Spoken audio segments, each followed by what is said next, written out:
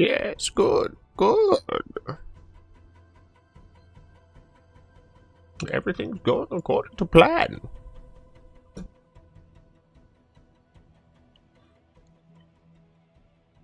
Must tell the masses.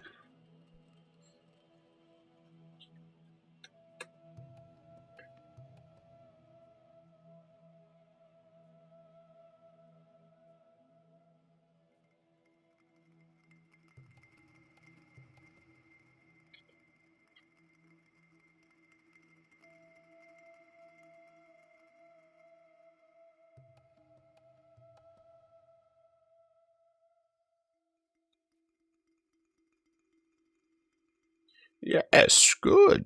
I must let all of the people know that their lives, are coming to an end. Dude, real talk. I really like doing the crazy voice. I think it's one of the voices that I can do pretty well, and it's just really fun to do. You know, I love the crazy laugh. It allows me to express my true thoughts.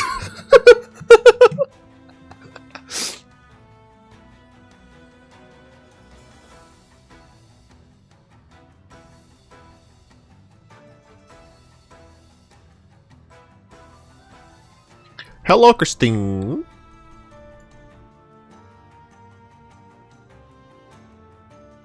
Hope things are going well.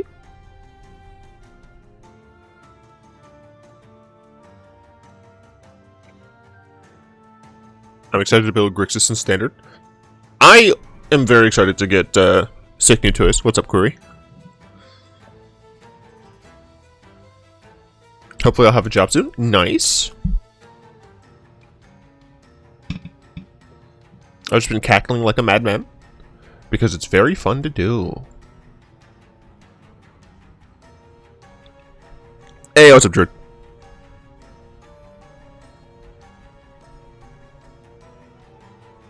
Let's see if I can change this on the fly.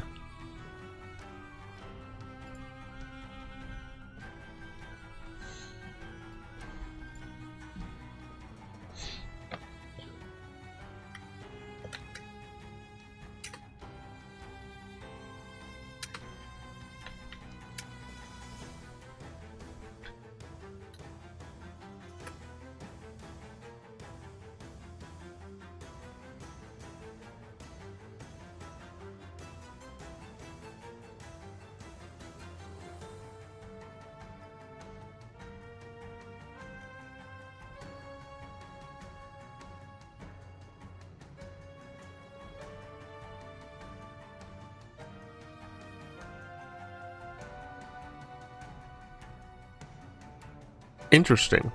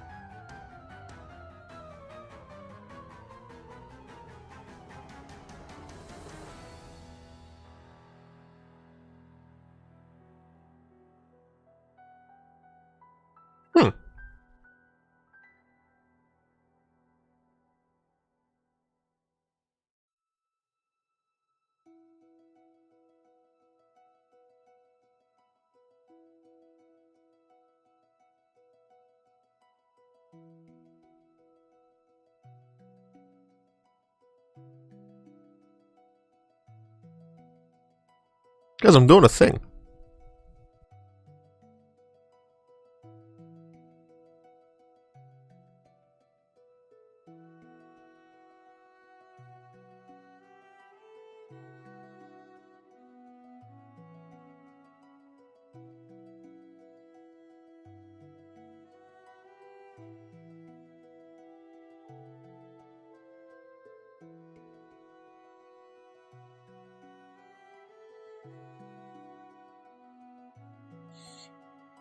It looks a bit weird because it's just kind of floating there. Damn it.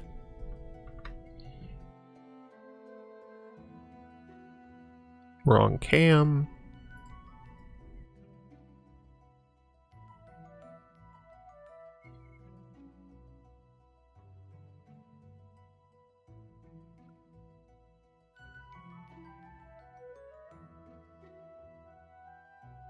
Could always add my border from the camera around it.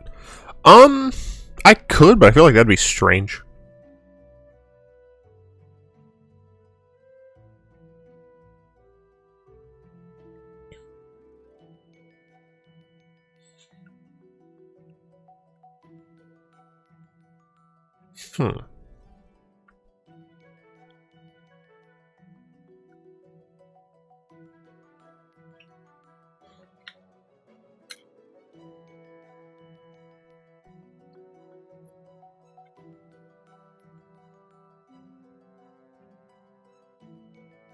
Good.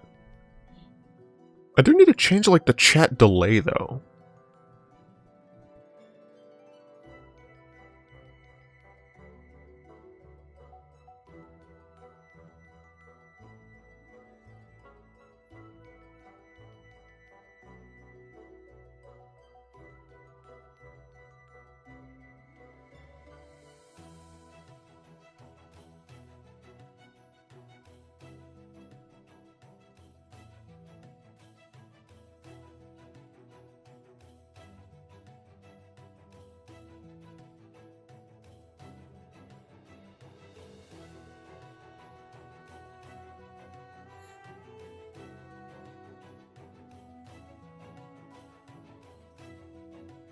I gave it a border, but I don't like the border.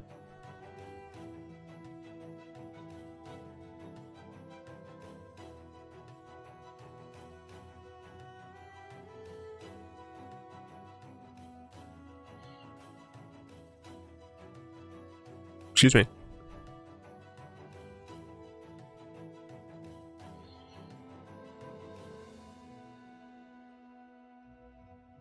Okay.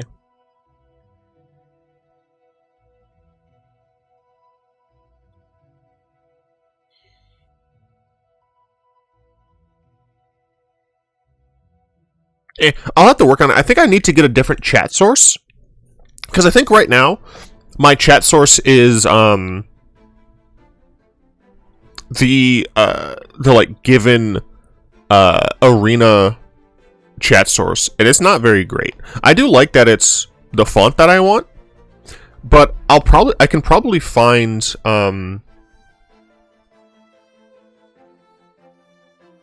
yeah, I can probably find a chat source that allows me to change the font, and I have Beleren on my computer. So I think for right now this is fine.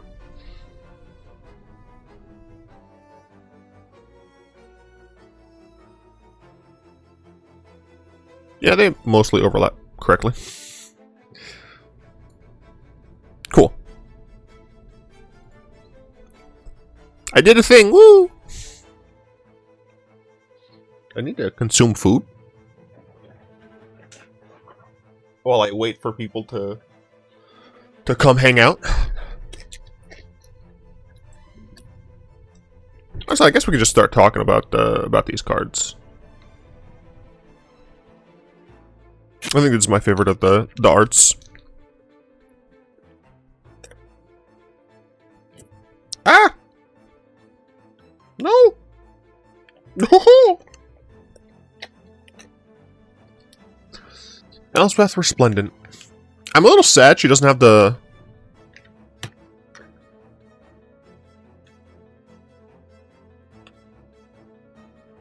The hell was that thing called?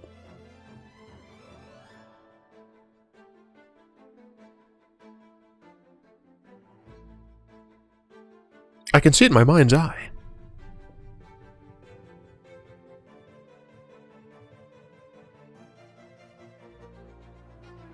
I don't remember. But I'm sad she doesn't have that weapon anymore. Also, she's working with the maestros, which is just strange.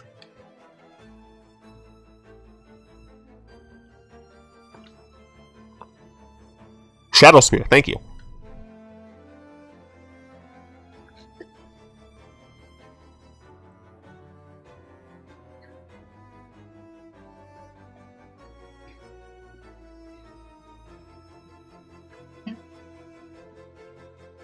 I legitimately think this Elspeth's very good.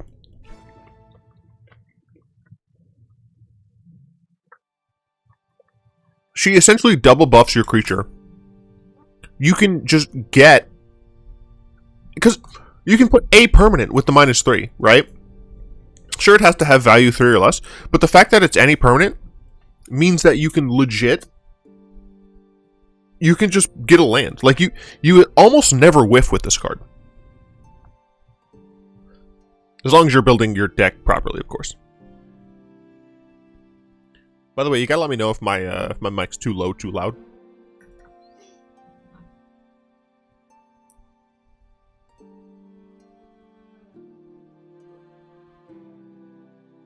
I do think the ultimate's a bit weak. But, like, you can get to it relatively fast. It is, I mean, it is 15 points of evasive damage, right? But... I don't know. You can get to it really fast, so maybe it is fine. But, like, the +1 seems very strong. Obviously, you have to have a creature for it, but it still seems pretty strong. And if you don't have a creature, you -3, you probably get a creature. If you're playing creatures in the deck, obviously.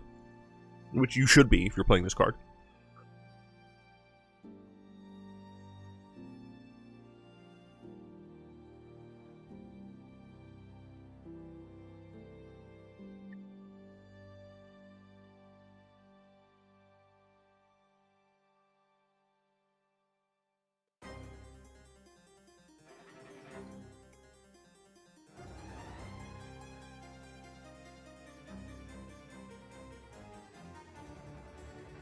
Elspeth is a Narset. The 3-mana Narset?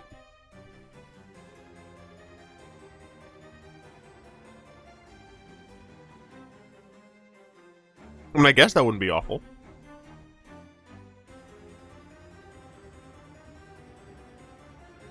I guess my main thing is, like, why are you playing Elspeth in a more mid-rangey deck? Okay.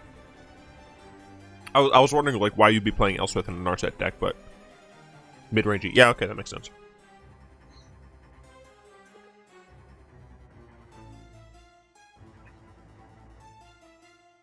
Then we have Halo Fountain.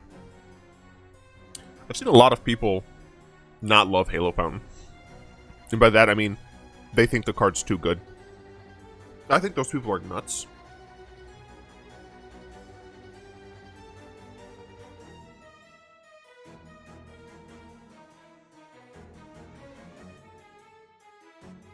Although,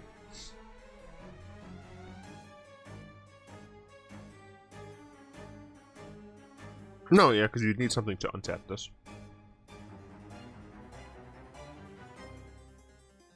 Yeah, no, I don't think on Arena there's anything that you can do with this that's so incredibly broken. The first ability with plenty of mana dorks means you have a creature engine. Yeah, but that's fine, right? Because that means you're playing a bunch of mana dorks.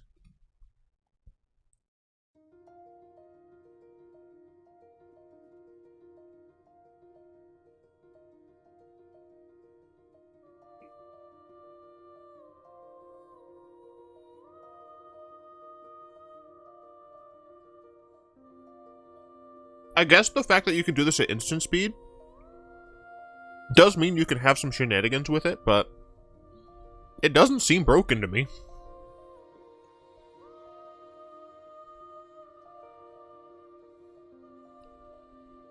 Like, if you play it on turn 3, it does nothing.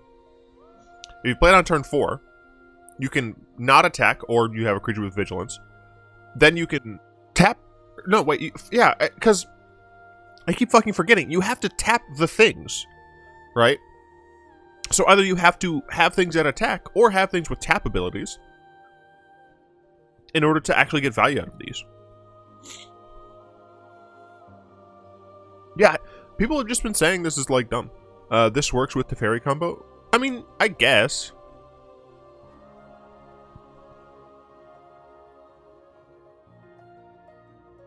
No, I'm saying you play something like Hexproof Elf Mana Dork, tap it for white, then untap it for essentially a free creature. It's not broken, but it's possibly viable. The thing is, like, it is a free creature, but it's not free card, and it's not free tempo. right? Because you still have to play this card, right? You have to run it in your deck. You have to use, you know, a turn or most of a turn to play it. And then you have to get to the point where you have the ability to make a creature return. It doesn't seem nuts. With Elspeth, I don't have to cast it. I mean, I guess that's true.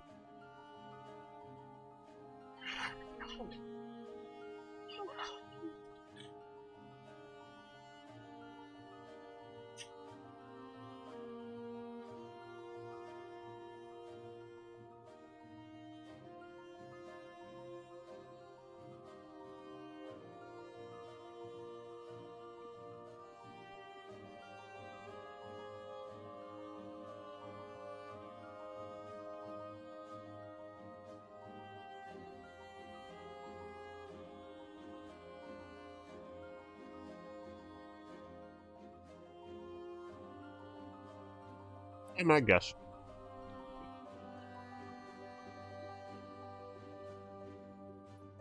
Mage's Attendant. 3 mana, 3/2. When it enters the battlefield, create a 1/1 blue wizard creature token with tap or pay mana, sack this creature, or counter target non-creature spell unless its controller pays 1.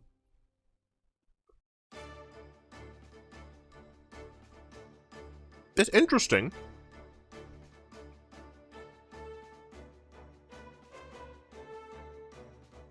Bonkers Unlimited. Yeah, I mean, if nothing else, it's a 3 mana 4/3. So that's like fine in limited, yeah. And then you can just piss off your opponent. Yeah, probably pretty decent in limited. But like, the rate is just not great for, you know, a constructed Death and Taxes deck. I do like that they printed this card, right?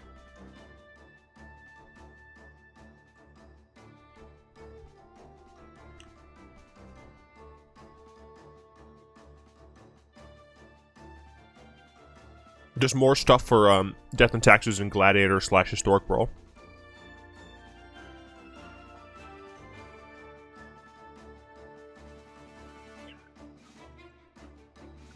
Alright, breakfast consumed.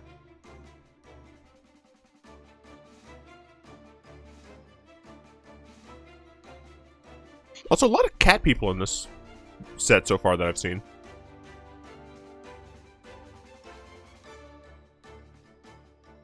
I don't like the art on this one for some reason. This one looks better to me. Where's the battlefield attack? Oh yeah. This is the card that can just keep exiling stuff.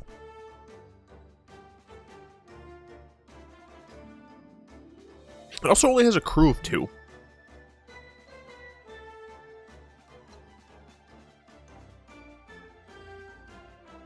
Do you all think this is better in a self-exile deck? Or as, like, a mid-range card to exile your opponent's cards? Because I legitimately don't know. Because for self-exile, right, you have to be able to... Oh, I guess not. Right, because the self-exile deck has other ways of exiling its stuff.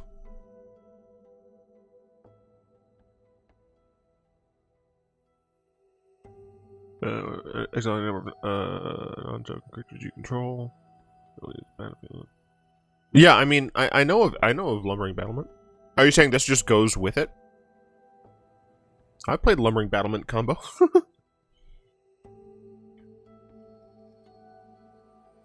Because the thing, right, is if you're playing the 3 mana card that exiles things on end step, you cast this card, you exile one of your other creatures that has an ETB ability, right? Then I invented Lumbering Battlement combo. I think self-exile, if you want it exiling your opponent's stuff, I think you'd want to be exiling their creatures anyway.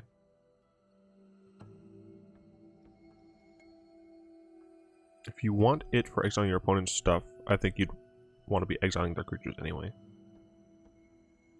I don't know what that last part means. But, like, you exile something then you get a trigger on the 3 mana bounce creature. Then at the end of the turn, right, you exile this, you get that creature back, you get ETB.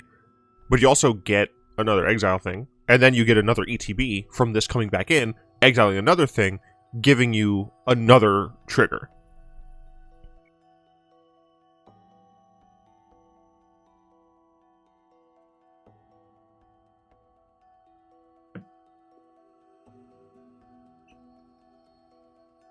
Good for getting rid of tokens, though.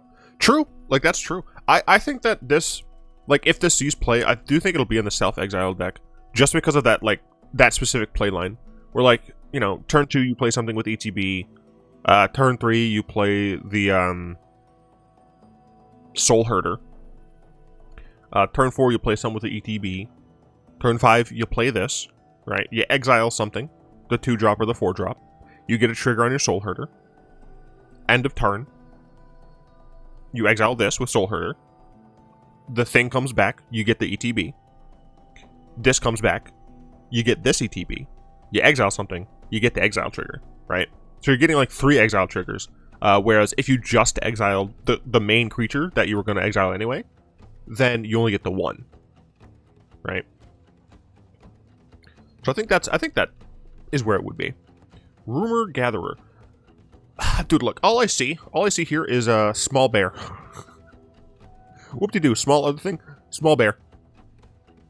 Absolutely adorable. 3 mana, 2/1 elf. Whenever another creature enters the battlefield under your control, scry 1. If this is the second time his ability has resolved this turn, draw a card instead. I mean, that seems like a pretty decent alliance card for limited, maybe?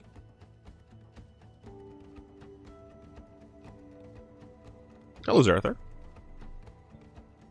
Honestly, I could see this in a budget D&T list.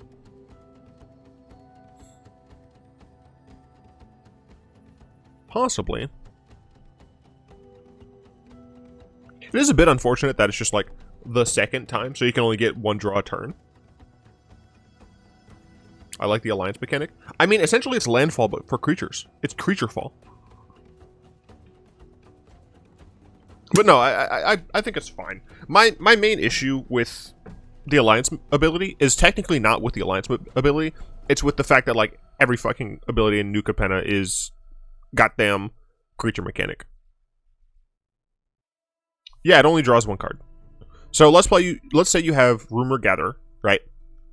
And then on a subsequent turn, you cast Raise the Alarm, right? Let's just say it's a good old fashioned spell that makes 2 tokens, right? The first token entering gives you this. Wait, if this is the second time the ability has resolved. Yeah, okay. So 2 triggers for this will go on the stack. You get to scry, and then the second ability will be like, oh, I'm resolving this. Instead of scrying, I get to draw. Right? I think it's fine. I think it'll probably be okay and limited. I might try to do a budget Death and Taxes list where it doesn't have any rares. That could be fun. I really do like building decks with restrictions because it narrows the card pool and makes it easier for me to build decks. Because I build decks like a freaking madman. Yeah, no, I mean, this seems fine. Seems reasonable. He that sees you when you're sleeping. Okay. 6 mana, 5/4 flying. What the fuck?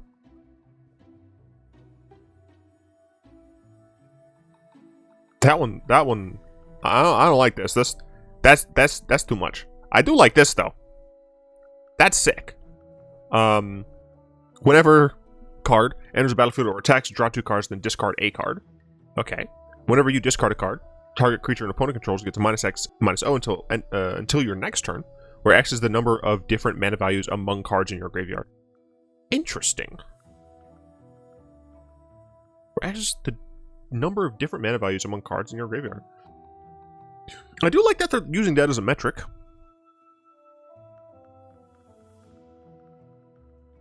You attack. Oh, right, this is enter battlefield or attacks. Okay, so you do get immediate value here. Let's play mini Mythic or Mistake. 6 mana. So okay, complexity, right? It works on ETB or attack, so that's good. Draw 2 cards, discard a card. You know, that's fine. You know, it is something that you're gonna have to understand. But you don't really have any deck building restrictions with this card, except for the fact that the second ability wants you to be playing a bunch of different mana values. That said, that's not really a deck building restriction. You can probably just like do that normally. Discard a card. I do like that the first ability and the second ability work together. I do like that it's until your next turn, because, you know, that matters. If it was until your end phase, it would be pretty garbo, especially for a blue card. Number of card in your graveyard. Yeah, I mean, for complexity, I'd probably give it like maybe a high 3, low 4. Then for splashiness, I mean, it's 6 mana 5/5, so that's big. It does have an immediate impact on the board, so that's good. The X is variable. I always treat that as a baseline 3, right? So for splashiness, probably give it a 3. Again, high 3, but probably still just a 3. Yeah, probably give it a 3. Don't you have the number things as part of your recording streaming tools? It doesn't work on... So it works on OBS, but not for slobs. I'm using slobs right now, not just normal OBS. So I don't have them. Yeah. Shame. I know. Power level. I would not want to see this at rare. And you can't really judge the rest of it. I guess, do I think this would be good in EDH? Yeah, probably. It seems fine, right? You like to draw cards. Being able to just make a creature smaller, that's whatever. Is this going to see play in Constructed? No shot this sees play in an Eternal format, but I wouldn't be surprised if this sees a little bit of play in Standard. Will it see play at the professional level? Probably not. I'll give it a 3. I'll give it a reasonable 3. I think 3 is probably where it'll sit at. And, yeah, it's fine. It's mythic, sure. Alright, now I have to, by the time I get back to New Capenna, I have to remember that I gave it, what was it, high 3, low 4, high 3, basic 3. Finally, Embodiment of Agonies has a home. Embodiment of Agony. It's the demon, right? Yeah. Yeah, that's true. They are friends. Could you play in a cycle discard EDH deck? Yeah, I mean that's the thing, right? Like this card could be in a deck that just loves drawing cards. This card could be in a deck that loves discarding cards. Cycling does that, which is, you know, good. Yeah, no, I mean this goes right into gosh, what is her name? I don't remember the card's name, but she's the Ikoria Jeskai commander. 1 with nothing, discard your hands. Combo. Dude, 1 with nothing, most broken card in Magic, man. Absolutely most broken card. Cut your losses, baby. 6 mana sorcery. Nest Tender. Yeah. Gabby? Something like that. There's a G and a V in there, I'm pretty sure. 6 mana, target player mills half their library rounded down. Casualty 2. So you can sack a creature with power 2 or greater, and then your opponent mills 75% of their library. Right, because let's say they have 100 cards. The first one's 50. The second one is only going to be half of 50, which is 25. So 75%. I mean, technically, like, this is essentially better than Traumatize. I am still very happy that you can... Oh, don't worry, I know. That you can target yourself. I'd be very upset if you couldn't. But yes, with a card like Bruvek, this just wins the game. And you don't even have to sack. Because you double half, and that's full. That's 1. Maddening Cacophony. Each opponent mills a card if the spell was kicked instead. Each opponent mills half their library rounded up. I mean, yeah, like, we do have just a bunch of spells that mill a mass amount. So I think Bruvek might be more annoying as time goes on, because we're just getting more stuff in Arena that mills. Now, in a normal, like, historic mill deck, I don't think this is going to be good enough, just because I do think that the nickel and diming is a little bit better, and Maddening Cacophony specifically would be better in that situation, because you don't have to use the big part of the spell. You don't have to kick it. Isn't this just halving then halving again? Yes?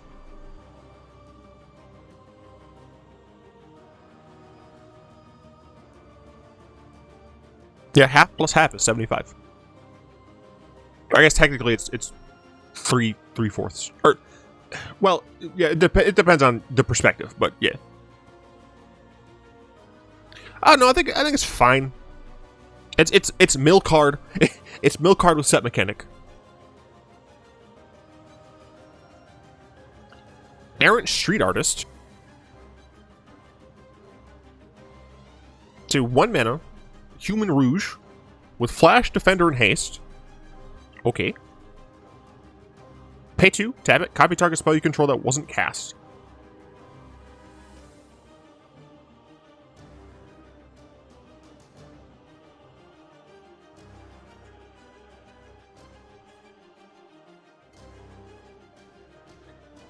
So essentially, this makes copies of copies. Yeah, copy copies. I don't. So, okay, so let's say, right, you cast Cut Your Losses. Right?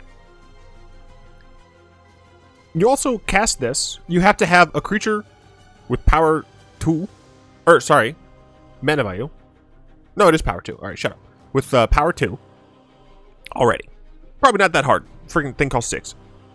That is 3 more mana, so you're paying 9, sacking a creature and tapping this to have your opponent mill. You gotta add 12 to that, so it's what, 87.5% of their library? For what it's worth, I guess this does give diminishing returns, so it'd be better to use a different card with that. But, you know, whatever, fuck you, alright? Fairy Vandal. Hey, it's a reprint. And it works with the art people, I guess. It's not in itself strong, but it has potential. It's interesting to say the least. Yeah, I mean, I think it's going to be good in decks like Rouse Eric. Let me rephrase, in EDH decks and or Brawl decks that already have commanders that can already copy cards. Right? I think you're going to be playing this in a deck that I think you're going to be playing this in a deck that already copies things. And I do not believe that this is going to be in constructed decks. Errant can copy Mob Nixilis. That is true. You are not wrong about that. All right, we have to make Grixis copy Planeswalker deck, because we also have stupid sexy Jace that copies itself. We got Mob Nixilis that copies itself. We can technically put the the Sahili combo. Yeah, that's a white card. I would need another way to turn Sahili into an artifact, but I'm sure I could figure it out. And bada bing, bada boom. You got Sahili in there as well. Got the magic mirror box. I don't think Errant can copy Jace. No, I'm not saying it can. I'm just saying you could just make a deck with a bunch of Planeswalkers that you copy. And this can just go in there because you're probably going to be copying spells as well. That's all. It's a reprint. Whatever. Ledger Shredder. Spark Double. Yeah, Spark Double. Doubles your dude. Lithoform Engine. Yep, Lithoform Engine would go in that deck. For sure. Absolutely.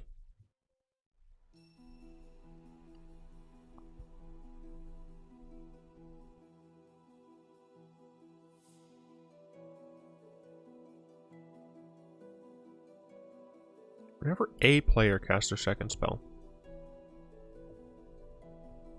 I do think it's cool that it also, like...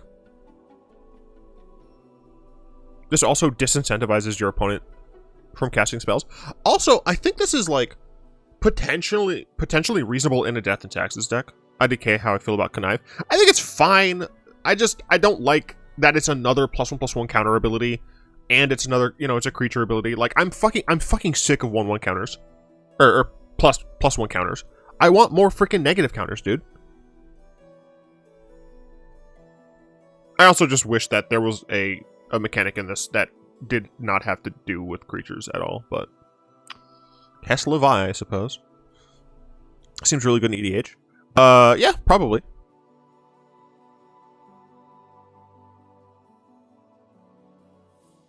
Yeah. Especially at the table that likes to draw a bunch of cards, right? You negative Nancy. Look, I just want more love for my Scorpion God, alright? And my kindred Hepatra players also deserve some love too. I'm gonna have nearly enough cards to build an anti-play 2 deck. Possibly, but I think honestly the best place for this is just in a deck that already wants to draw a little bit of cards, but also a deck that wants to force your opponent not to be able to cast things, right? And when I think of something like that, I'm like, oh, white-blue Death and Taxes. Right. Especially if we have the 3-drop that... The Vampire Lady, Welcoming Vampire.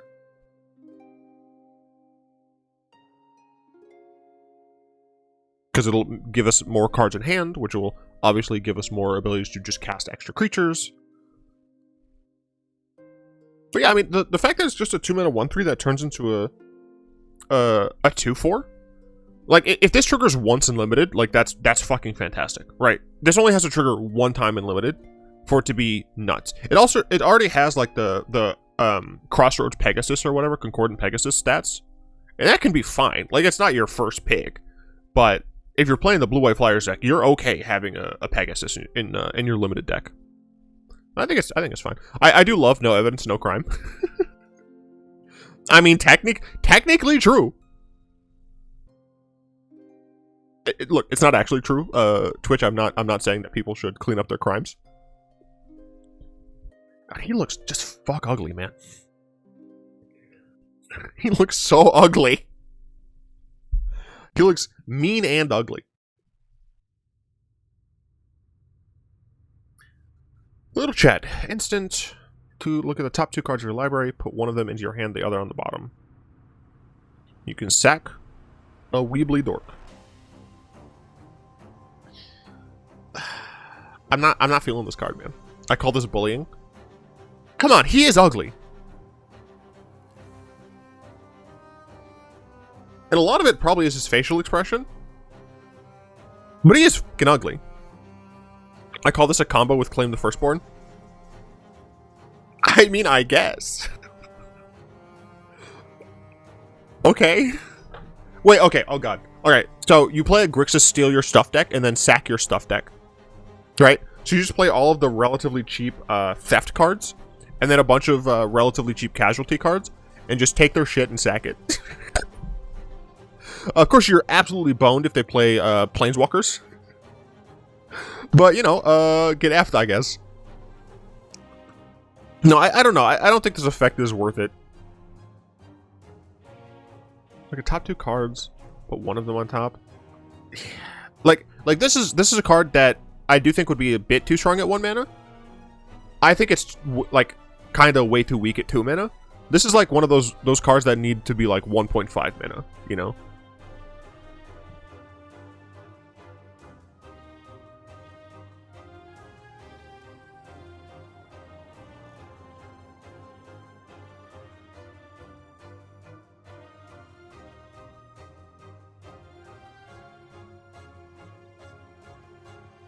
I wonder if Wizards could make a mechanic that kind of works like that? That gives half mana? Like, as an additional cost to cast... the thing is, it'd be wordy as fuck, right? But something along the lines of, like, as an additional cost to cast this card, you must tap an untapped land you control. You may add that land's mana. Use that, like, and then you could say, like, use that mana only to cast if it's on an instant, if it's on a creature, creatures, right? Like, it essentially just, it forces you to use that mana, but it doesn't cost that mana, technically. I don't know. It's weird. It's not a very elegant solution, but I don't know. Make disappear. Holy shit. Do they melt into the ground? Counter target spell unless its controller pays 2. This actually seems fine. Cause like we've had 2 mana, like sub mana leaks. Except you just sack a weak creature. Someone upgraded Quench at their campsite. True.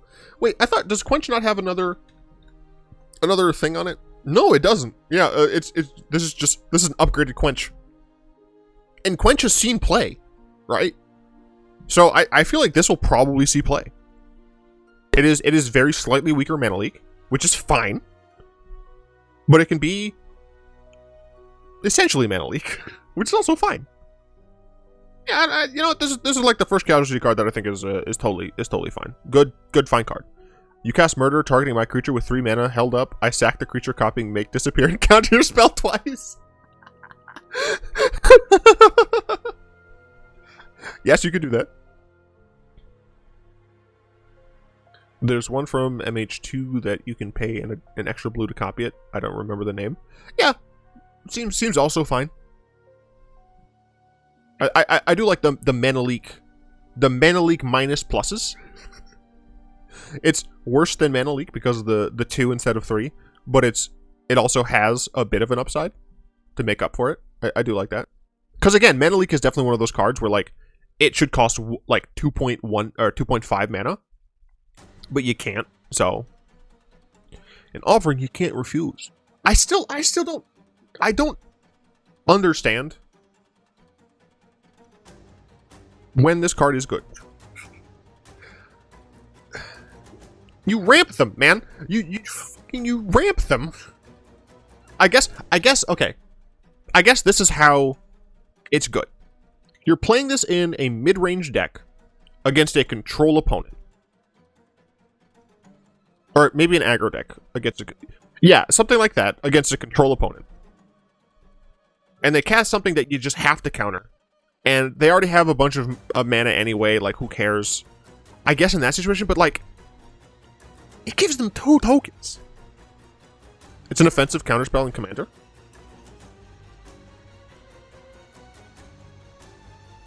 I guess that's true. I kind of wish it said target opponent instead of its controller.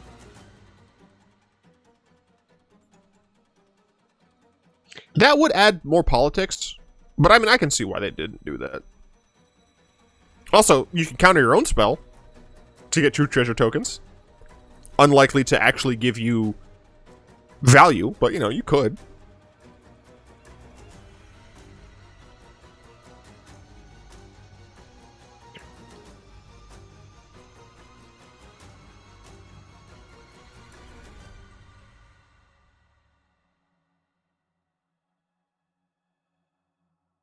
Have Lear out, make it a ritual. True. Yeah, I'd have to see. Like, this card might see some play in sideboards, but I legitimately don't know. Wiretapping, I do love that Hideaway is back.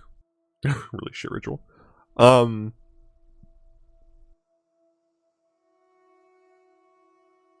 you draw your first card during each of your draw steps, draw a card. Then if you have 9 or more cards in hand, you may play the exile card. I do like this.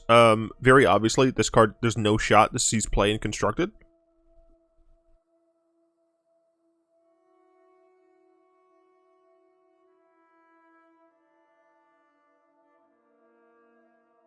Yeah, I mean, this does definitely, like, scream Commander to me. Like, I would be surprised if this was printed in the Commander deck. And it would have made more sense to me in the Commander deck. But I guess it's kind of whatever.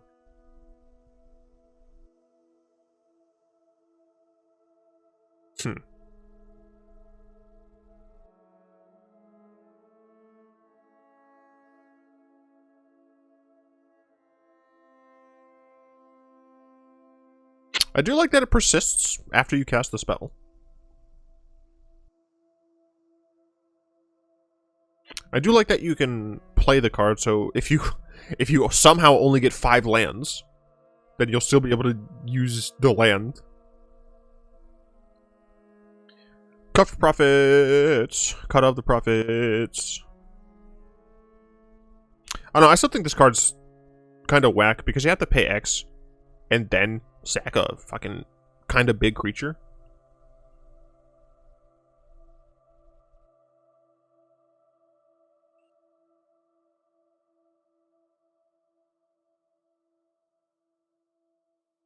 Because I feel like this card only gets good. Where's my fucking... There we go.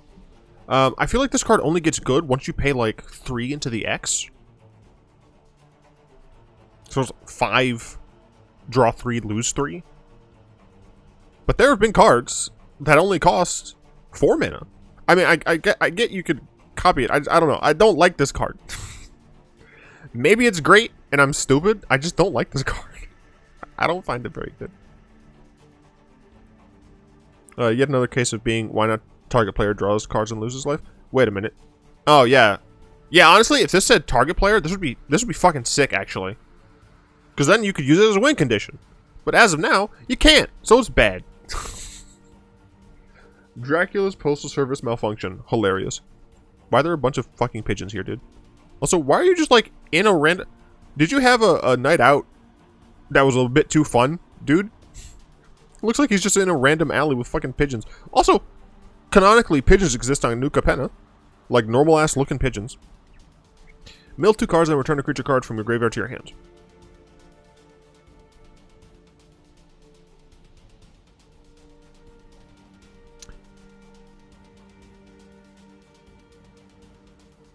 This is kind of a free casualty, right? Because you just mill 4, and if you only get 1 creature on those 4, then you can return that creature, yeah.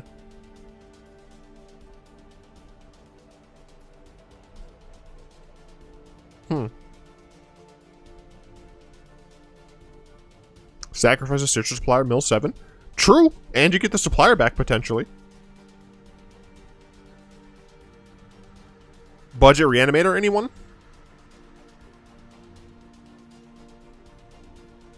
Yeah, I mean, you could probably do a Budget Reanimator.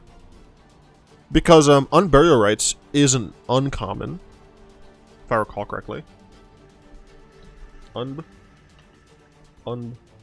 Rites. Yep, uncommon. The biggest problem with Budget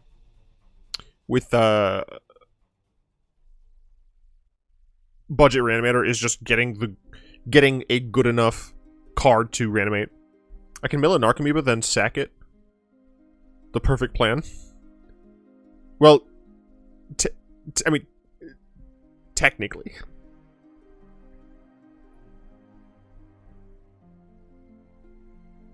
Grizzly Sigil, sorcery. Choose target creature or planeswalker.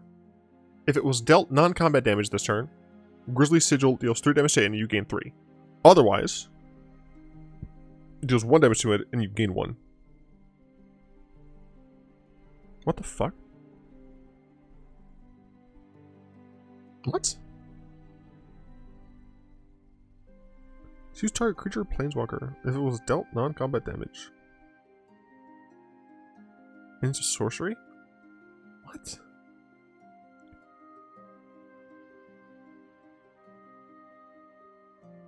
It's a sorcery. So I can't use this defensively. What? So you have to attack? Like, then what's the point of the life gain then, man? You have to attack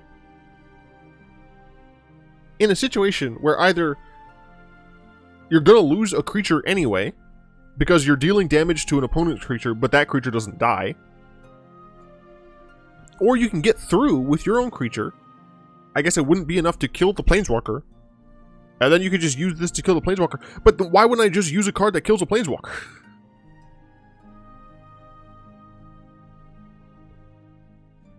I don't understand this card. Choose opponent's walker, attack it. Choose our creature, planeswalker. If it was not combat. Oh, fucking non-combat damage. It's even worse.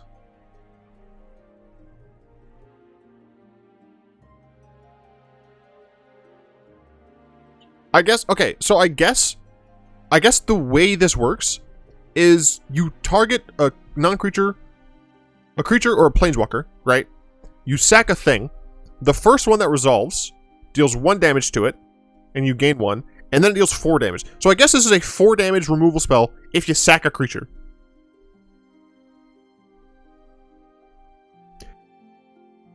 That's fucking weird.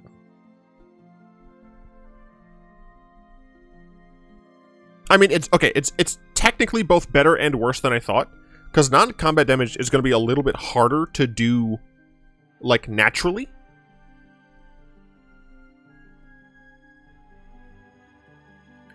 I guess in a Sakdos deck, right? Like you have what is that card's name? You have Mayhem Devil, right? You have Mayhem Devil. You can shoot a creature that's big, shoot a thing, you know, or 1 mana, kill target Wandering Emperor that exiled a creature this turn. Anvil, yeah. Okay, they're okay. There are ways. Okay. I think this goes in exactly like Sakdos style decks.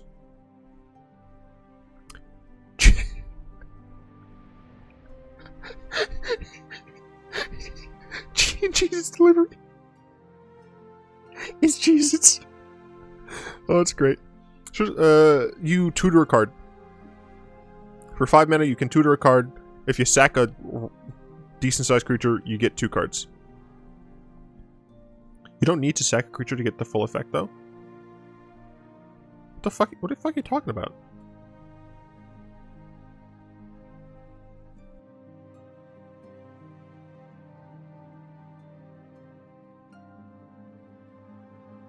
Query, I need you to help me understand what the hell you're talking about.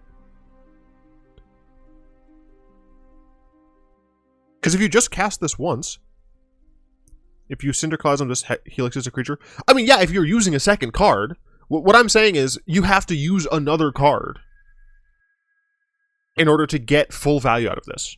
Not necessarily a creature, but you do have to use another card because it's non-combat damage. You could use an effect, but technically that just means that you have another card, right? My hair's fudged.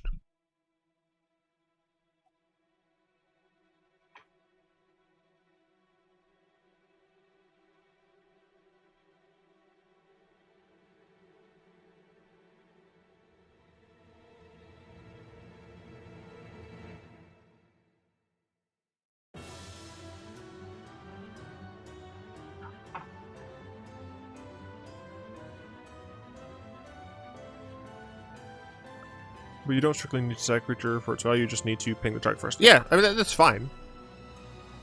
This card's fucking awful.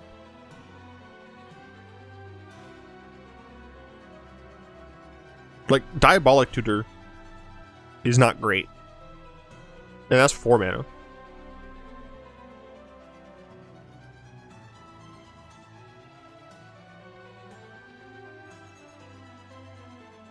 There's a demure Grixis tokens deck and standard. This will probably be the removal of George.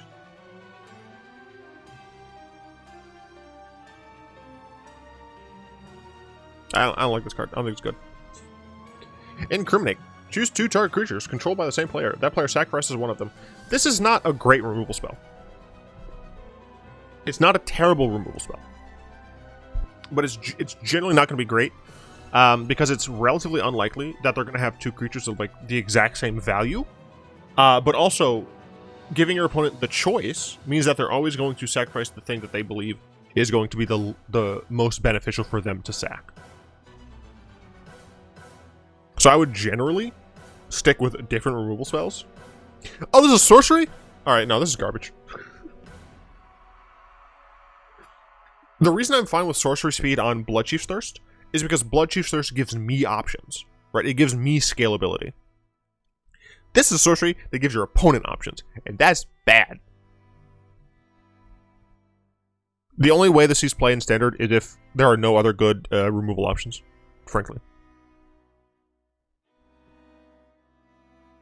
Join the Maestros. That gentleman is very large.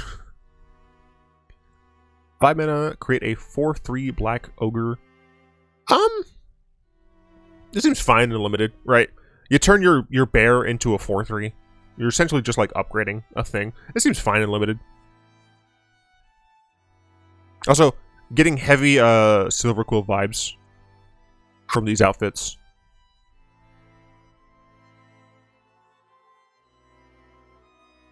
Yeah, it seems fine. Maestro's Initiate. 3 mana, 3/1. Human Citizen, of course. Exile it from your graveyard, draw 2 cards, and discard a card. Limited card is limited. Murder's back. Limited card is limited. Arcane Bombardment. When you cast your first instant sorcery spell each turn, exile an instant sorcery card at random from your graveyard. Then, copy each card exiled with Arcane Bombardment. You may cast any number of the copies without paying their mana costs. This is hilarious, right? This is a fun version of it's another like Sunbird's Invocation style card. This goes into any deck where you're trying to copy copy spells. You know, this is going into Spell Riku for me, obviously. It's just freaking hilarious. It's only on your first instant sorcery spell each turn, but who cares? Frankly, this card's great and fun. Yeah, I love this card. It's freaking hilarious because the longer it's on the field, the stronger it gets. It's just like, oh, cool. I'm gonna cast a Cultivate. Hey, I hit a Shock. I think I'm going to finish my cast deck with a set. Probably. I play a Shock. Okay. Next turn, I'm gonna whenever you cast your first instant spell each turn. So this counts your opponent's turn as well. I think there's some way to abuse it. Probably. Oh, you have delve cards, right? You have delve cards, and you exile. You get rid of all of the spells that you just don't want to get because they're like they're spells that protect you or whatever. Only go to instant speed. On Arena, you can get it out on turn 3 or 4. But can you do that with spells? Because if you can do it with spells, it's a lot better.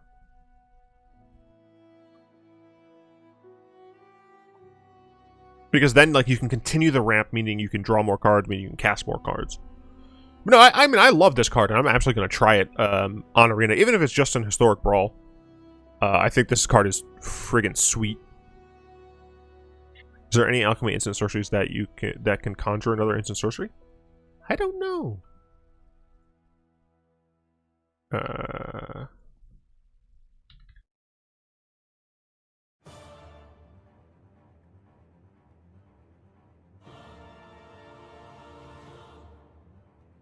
should just do not permanent.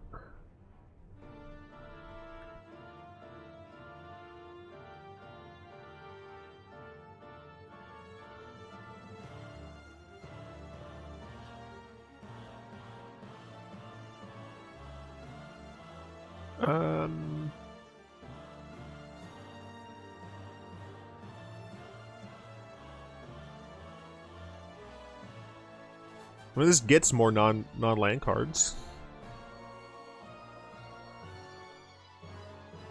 This gets non-land cards.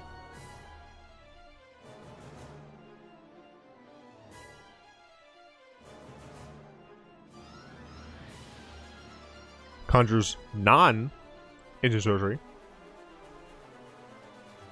This conjures creatures.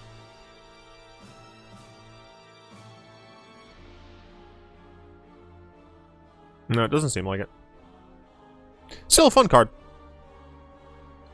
Devilish Valet. 3 mana, 1/3 trample haste. Whenever another creature enters the battlefield under your control, double Devilish Valet's power until end of turn.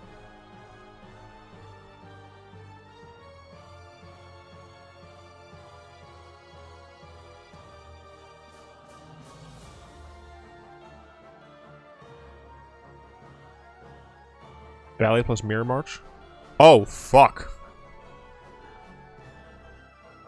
Yep. I was looking at this card, just thinking, how do I break this? Just stick an extra turn spell under bombardment and win, basically? I mean, yeah, that's true.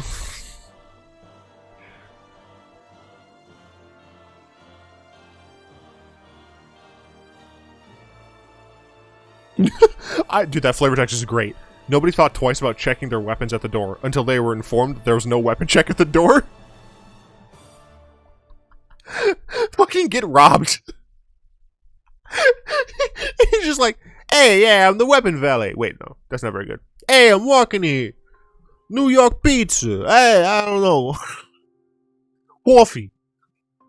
I'm terrible. I can't do a New York accent. No, yeah, I mean, this seems hilarious. Enters the battlefield under your control. Double its power.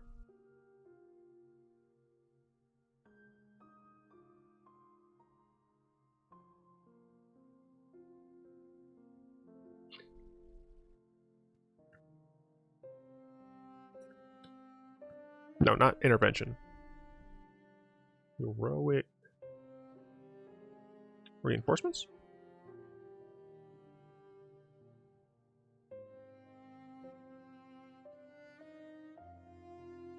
It counters on with Alana and Helena. Yep, that as well. But I mean, like, it curves directly into this. Great to yeah. So because of the way this works, this and triggers work, the triggers would have to wait to go into the stack until after it gets the initial +1. So if you cast this into heroic reinforcements, then it becomes a 2, then a 4, then an 8. And you also have two 2/1s that can attack. It's not terrible. Cool, fun card. Jaxus the Troublemaker. I love the name because it has an X in it. I hate Blitz though. Blitz is weird.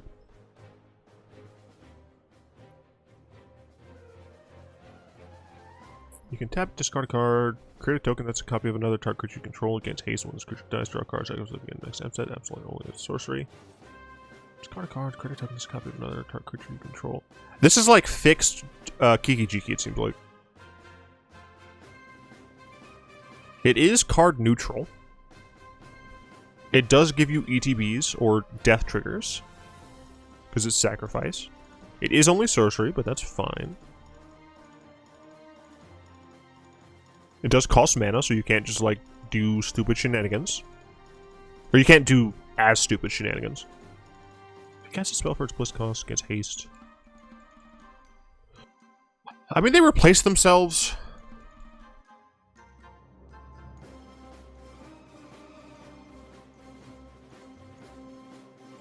Yeah, they're both good.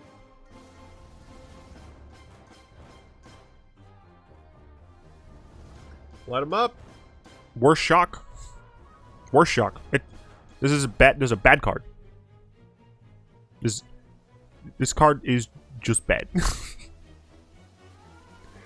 Because we have cards that deal 2 damage to a creature or planeswalker at instant speed for 2 mana that have upside, right? There's like 0 shot that this shouldn't just be... I mean, make it casualty 3 if you have to, but this should hit any target and be instant for 2 mana. It's standard legal Heartfire.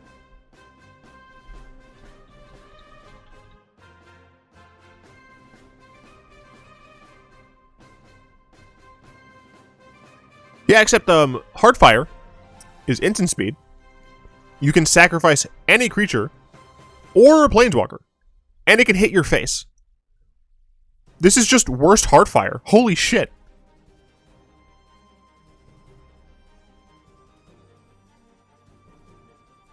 Yeah, it's just worse Heartfire.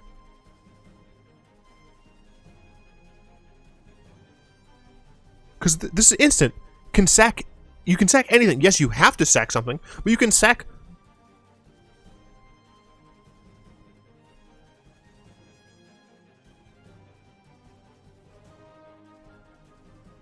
If you sack creature, it's just worse Heartfire? Yeah.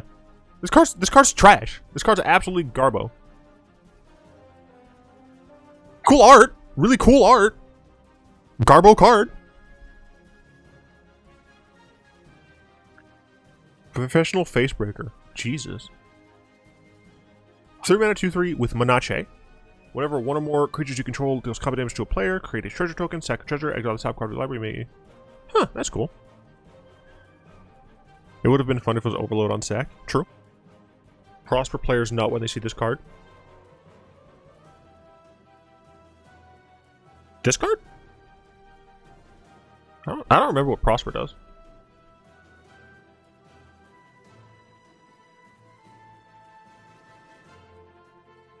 Whenever you play a card from exile, create a treasure token. Oh! That is a card of your library. You may play that card this turn. Yeah! Yeah! Yeah! You just get a free card. Well, it's not free. You still have to cast it. But you don't, like, lose the treasure token, essentially. Really good engine. Yeah. Yeah, no, it seems reasonable. Human warrior, so it does have human support, has warrior support. It has Menace, so it is relatively easy to hit. It doesn't have to be the creature that hits. You do only get 1 treasure token per, like, combat damage overall. Yeah, no, seems fine. You know, wouldn't be surprised if it sees play, wouldn't be surprised if it doesn't. Is that kind of very lukewarm card. Rob the Archives. 2 mana, sorcery. And the top 2 cards of your library, you may play those cards this turn.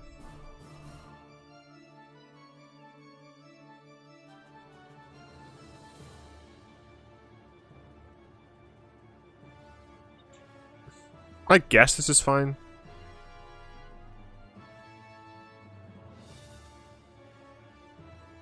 Goes and Prosper.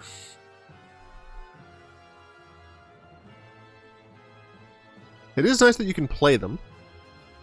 Feels like Reckless Impulse Plus. You know, Enigma over here with all of the cards, man. Reckless Impulse, exile the top 2 cards of your library until the end of your next turn. Yeah, so you can only play the cards this turn. But you do have a chance to exile 4. For, like, this Casualty 1 is pretty cheap, you know? Yeah, this is fine. But it's just fine, you know? Strangle. Deals 3 damage to target creature planeswalker. At sorcery speed. Hey, Wizards, why are you making red cards terrible? Like, this can only deal damage to creatures or planeswalkers. Like, Bolt minus. Actually, this is Bolt minus minus. Like, why can't this be sorcery? Why can't this be instant? I understand that this can't just deal damage to a player.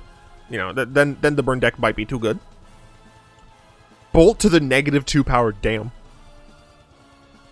Bolt times 10 to the -2. Yeah, I fucking... Why is this sorcery speed? What's wrong with this being instant?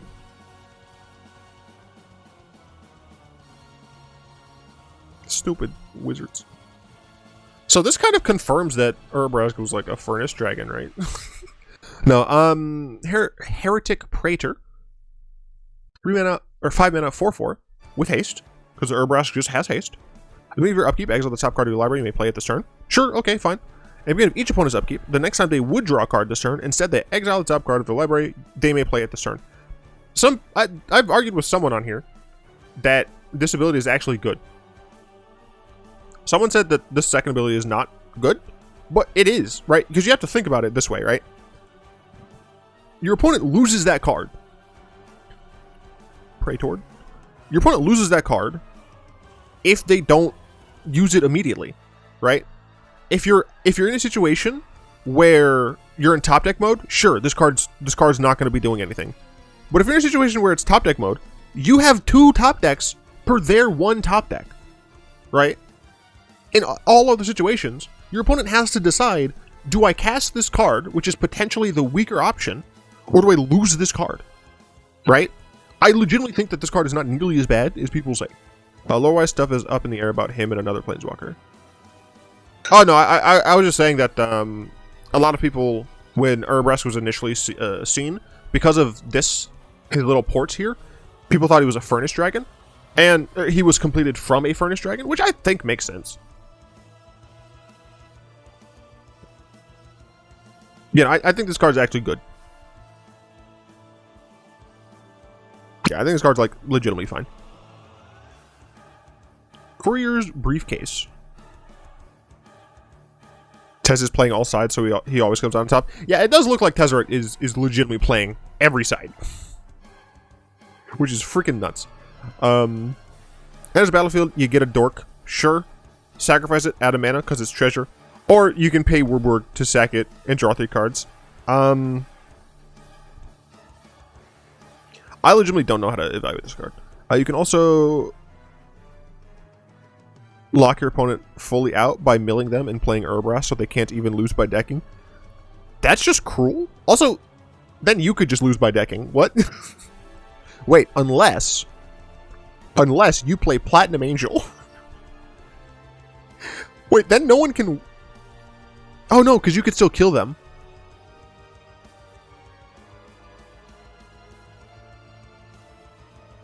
Okay. Tezzeret, stepfather of machines. That's hilarious. Okay, so you play a Platinum Angel. You play a second Platinum Angel. Donate it to them. Make it so that they can't, like, you have Urbrask plus Drannith Magistrate, so they can't cast the top cards of their deck. Yeah. So then even if you mill, you can't die. Each of you can essentially put each other to 0, but neither of you could die. Good convoluted way to make a draw. Yeah, I don't know. Curry's Briefcase, who cares? Gala Greeters.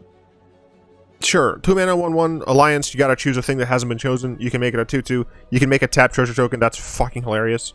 Or you can gain 2 life. This is green version of Charming Prince or whatever. I thought I got stuck in my planar gate.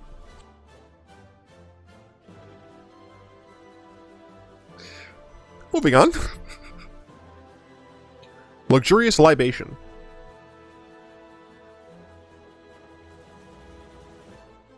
Cheers. X in a green instant target creature gets +X+S until end of turn. Create a 1/1. Huh. This legitimately could just be... This could just be a instant speed, make a 1/1. You have to have a creature. Or I guess you don't. As long as you or an opponent has a creature. You can just make... You can make a chump blocker if you need to. Or you can use this in a situation where you want to attack, but you also need a blocker. So you attack, pump the crap out of it, but you also make a blocker. Alliance trigger, yeah, that as well. At least have the make a creature be first, and then the pump. You still wouldn't be able to target that creature because you have to declare targets as the spell is being cast.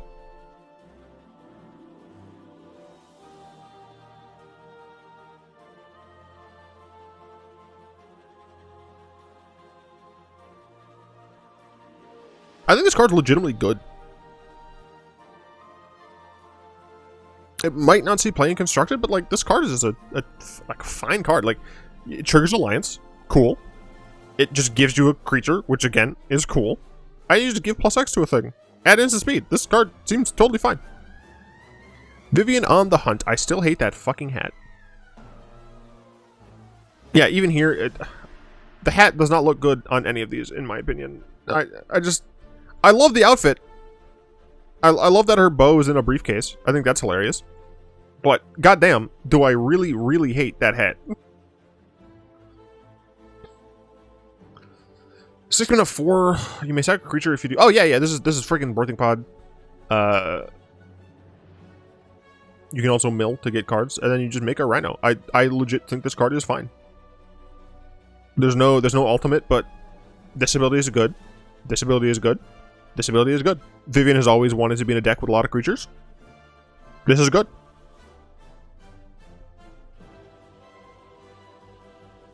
Yeah, I mean, if you're curving out, Pod, Garrick plus Rhino. Yeah, pretty much. Yeah, no, I mean, it's good, right? Like, if you're curving out, you play this on turn 6, you +2 to put her to 6, you sack your 5-drop, go get a 6-drop, right? Essentially, you've gotten 2 6-drops, essentially. If you just have no other creatures in hand, but you have creatures in play, you can just minus in order to get more creatures to cast, to pod. And then you got this as well. I think this card's fucking great.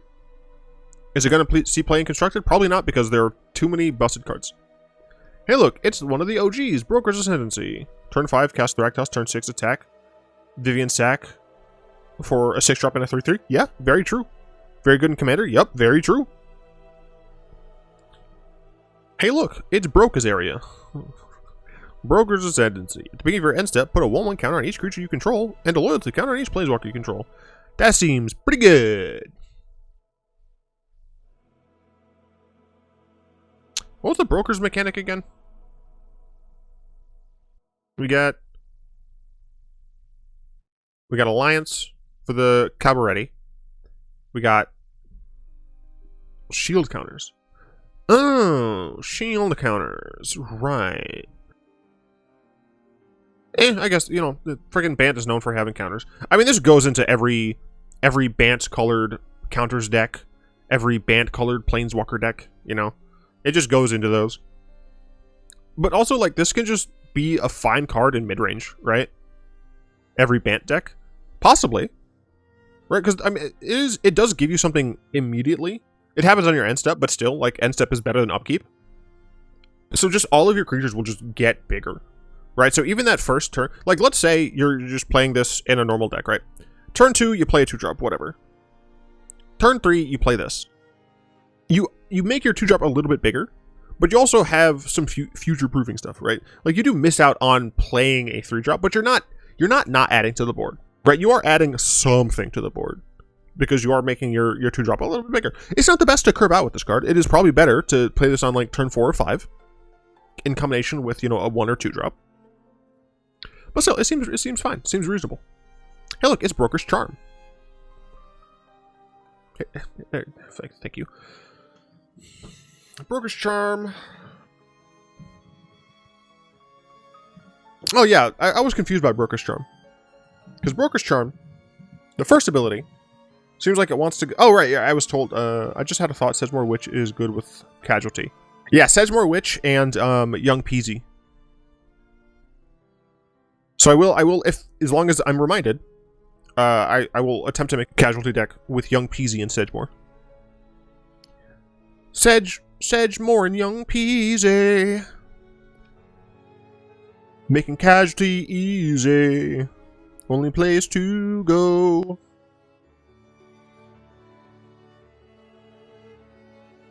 Also technically 3-mana Chandra. True. Very true.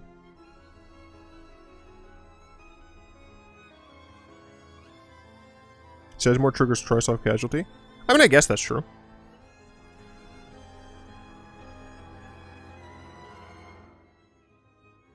If you're looking for me, you can find me on the block disobeying the law. Real G-man, bread from the streets, pants sagging, so my gun on my draws. Gonna keep on moving now. Anyway, yeah, I was informed this is just a good mid-range card for Bant.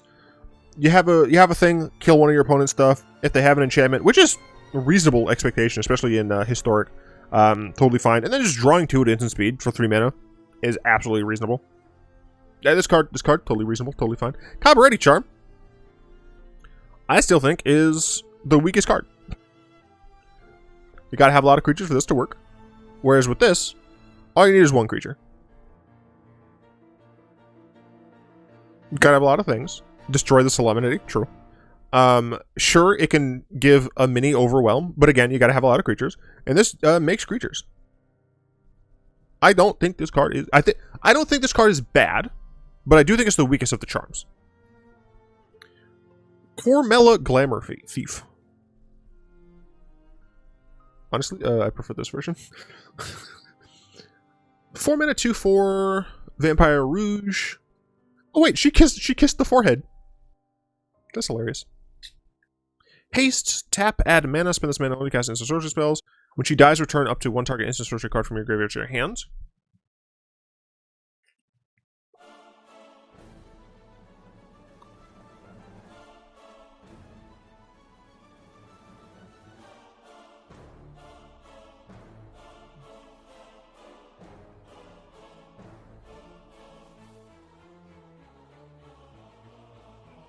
can make a brawl deck with big spells. Yeah, she does. I would absolutely describe her as actually not bad.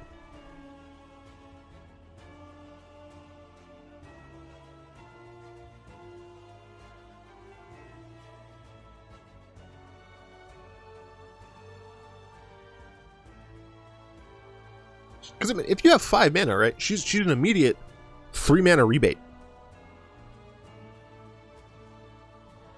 Grixis vampires. If you need a Grixis commander for vampires, then yeah. But I think it. But I don't think she works with vampires as well as the leader of the maestros does. I don't even fucking remember his name.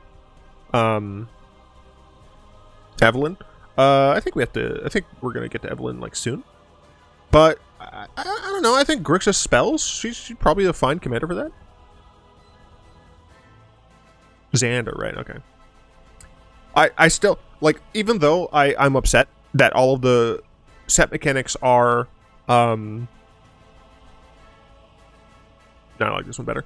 All the set mechanics are creature based. I love shield counters. I just absolutely love shield counters, man.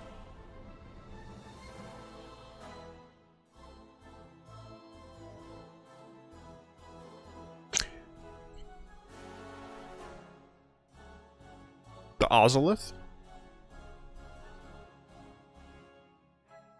The Ozolith wouldn't technically work.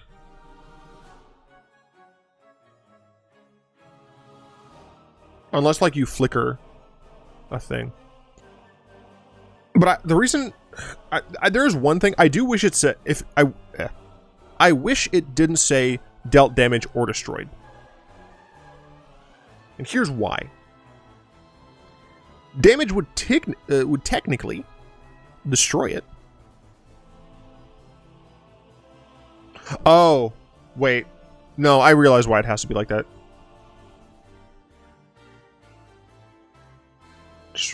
Yeah, I think it has to do with state-based actions. It would just be very annoying on the rules. No, okay, that makes sense.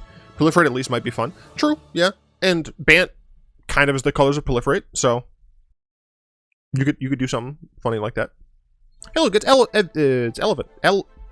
Evelyn. Why was I trying to say Evelyn? 2 demure black Rakdos. Okay. 2/5 flash vampire. Oh, this one's way better. She's stabbing herself in the eye. When her or another vampire enters the battlefield under your control, exile the top card of each player's library with a collection counter on it. Once each turn, you may play a card from exile with a collection counter on it if it was exiled by an ability you controlled, and you may spend mana as though or any mana or any color to cast it. The way that's worded makes me think there's going to be other collection counters.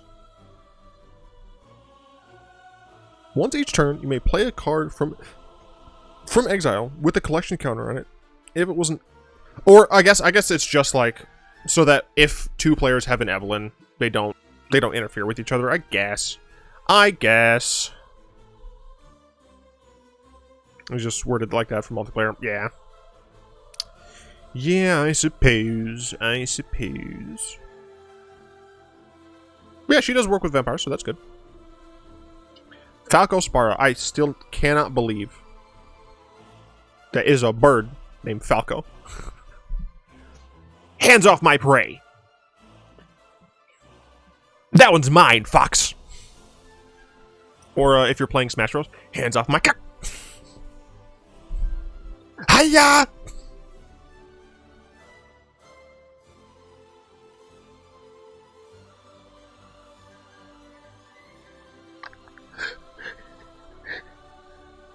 Hands off my hiya!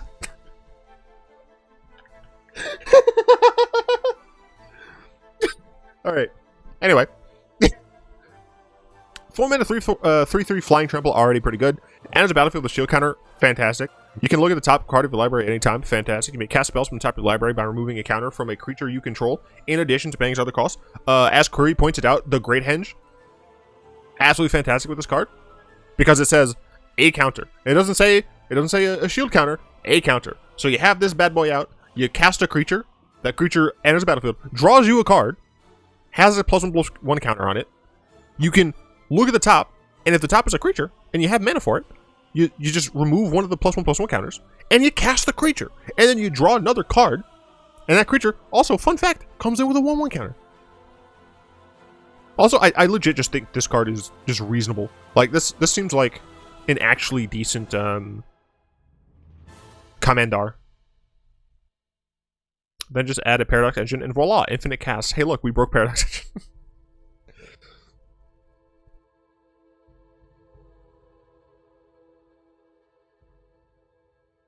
I need a Bant deck in EDH, but I already have a +1/+1 counter deck. Now, obviously, you can use different counters with this ability, but +1/+1 counters would still be the easiest to use. So I don't think I'm going to make Falco in EDH, but I do like Falco. Why is it not permanent banned in like every format already? I don't know.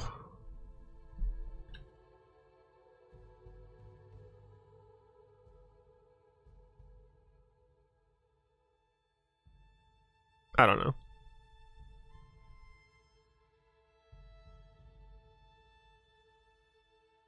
In Soviet Arena, engine breaks you. It's Yetmir. I deadass thought that this was his waist. I thought this was like background. I thought this was his waist, so I legit thought his chest was that, and then this was his stomach. I thought this was the Captain America treatment. Luckily, it isn't. 4 mana 5/4, already pretty decent. Creatures you control, if you control 3 or more, they get +1 to have vigilance. Okay, sure. Trample. Double strike. I mean, obviously, you want 9 or more creatures. Not going to be terribly easy. I do like that he counts himself. So, you only need 2 other creatures for them to have vigilance. Like, 2 other creatures, this is a 4 mana 6. Like, it's a 4 mana 6/4 with vigilance, right? Like, obviously, I don't like that he only has... I don't like that he only has 4 toughness. I would much rather this card be a 4/5, but I guess 4 mana 4/5s are too strong. Wizards, give me back Siege Rhino, you absolute assholes. Then you need 5 other creatures in order to have trample.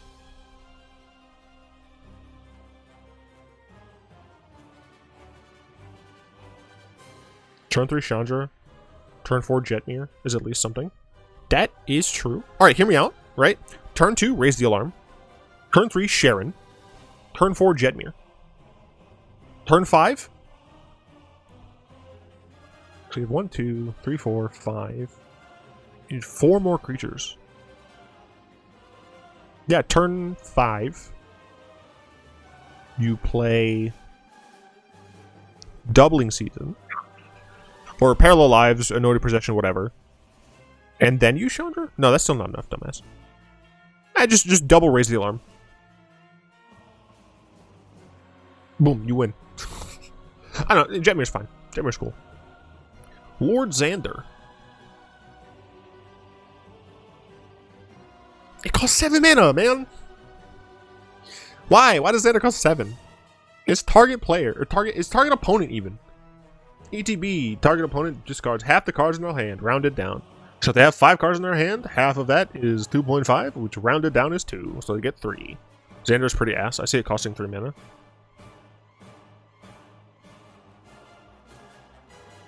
Oh, right. Imperious Bloodlord, of course, yeah. Yeah, I mean, with Sorin, I'm going to try that, because it's hilarious. We're getting more vampires. It only makes sense to try another stupid Sorin deck. Attacks defending player mills half the library rounded down.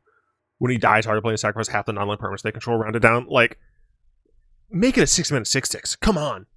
No way it'd be broken at 6 mana. Would it be good at 6 mana? Sure. But it wouldn't be... Or at least make it a 7/7.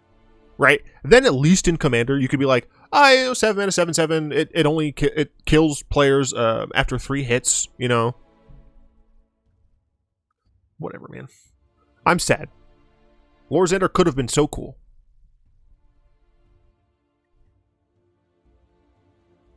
This is Maestro's Dominion? This is Maestro's Ascendancy.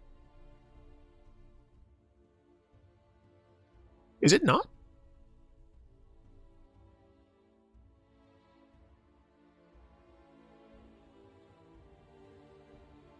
Because this one is straight up called Broker's Ascendancy. It is Ascendancy. Okay.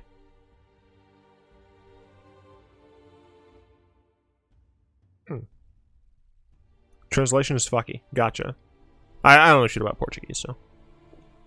Once during each of your turns, you may cast an instant sorcery spell from your graveyard by sacrificing a creature in addition to paying its other costs. If a spell cast this way would be put in a graveyard, exile instead.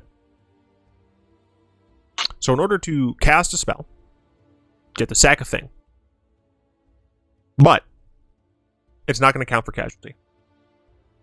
You essentially are sacking a thing to be able to give something flashback. Why couldn't they have the writer, if the spell has casualty, it's treated as like it being active or whatever? Like, come on, Wizards.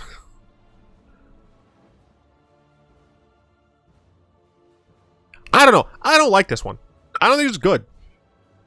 You gotta sack a creature and then still... I mean, obviously you still have to cast the spell, right? Whatever, it's fine. You're essentially just giving it flashback. But you have to sack a creature, and you don't get any value. Because the other sentences aren't going to use the set mechanic. I guess. They could have made this a little bit better. I don't know. I don't like it.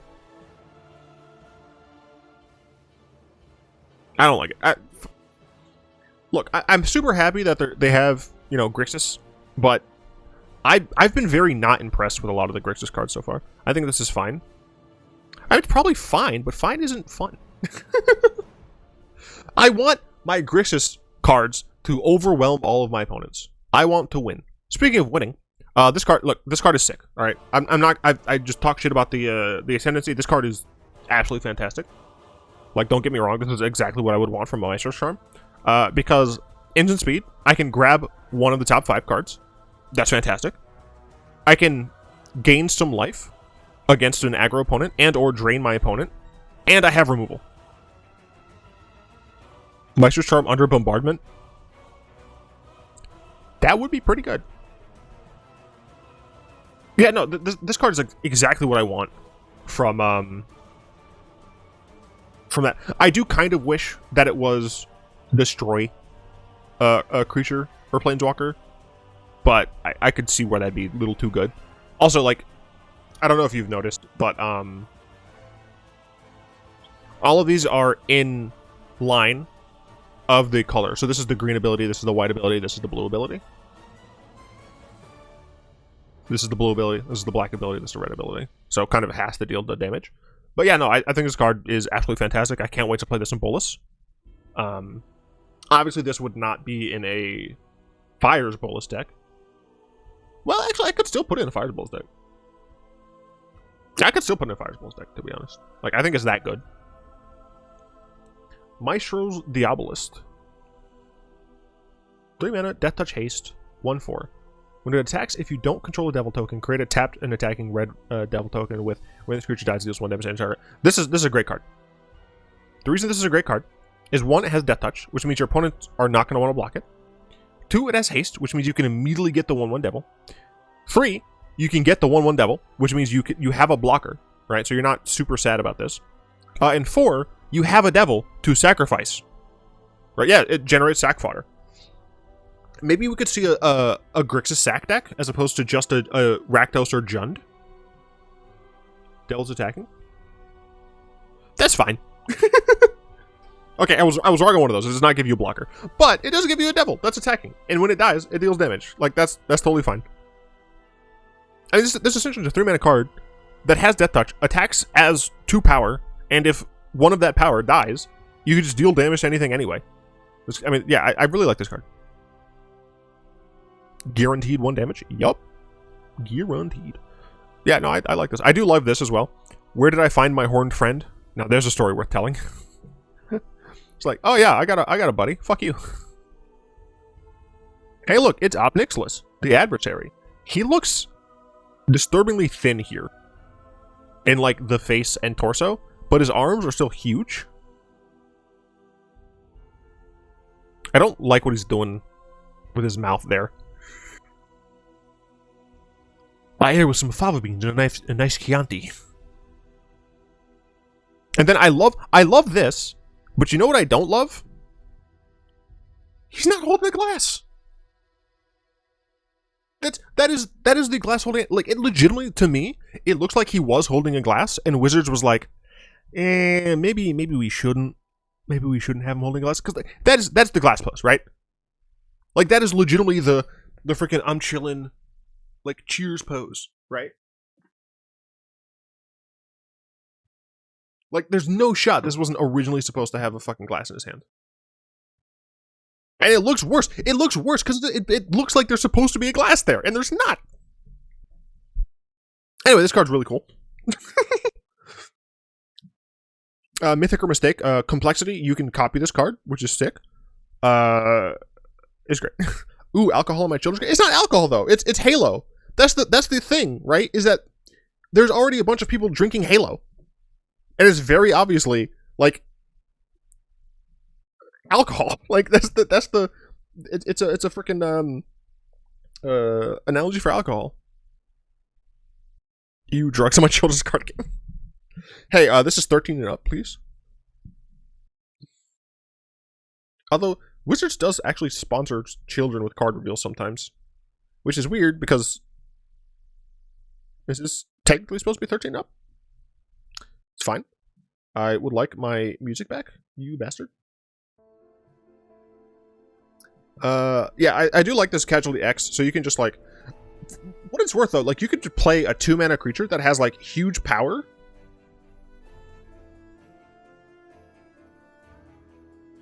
And then cast this.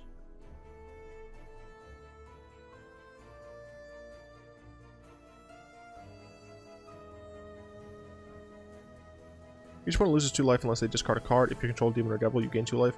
I mean, that's a fine plus. The -2 Rotting Register. That is 3, but yeah. Yeah, Rotting Register. Oh god, Rotting Register. Yes, I would like my copy to immediately ultimate. I'll draw 7, thanks. Or, like, you're dead. Death Shadow.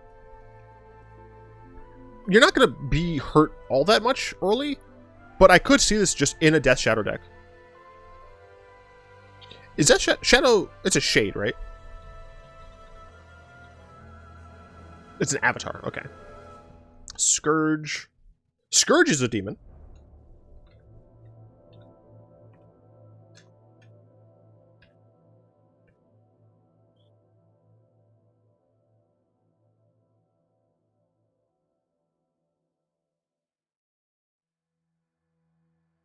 Yeah, I mean, there's definitely things. I think this card's totally cool, totally fine.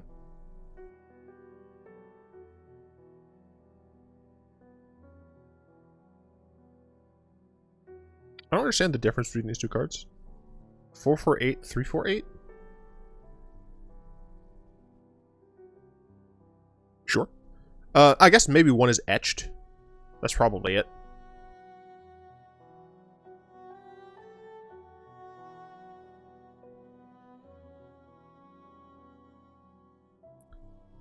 Power equal to or greater than 4. Mana value equal to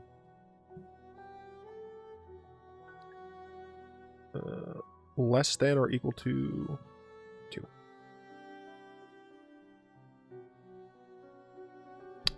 Should also put historic here. Oh, fuck off.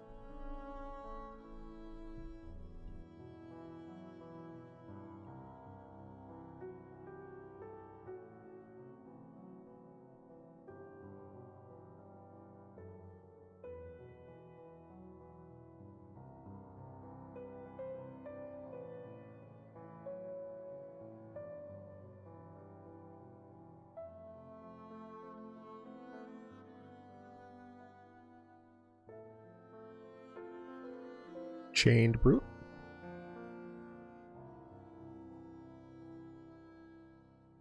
Technically Grim Wanderer. Croxa, not actually. Scoundrels, not actually.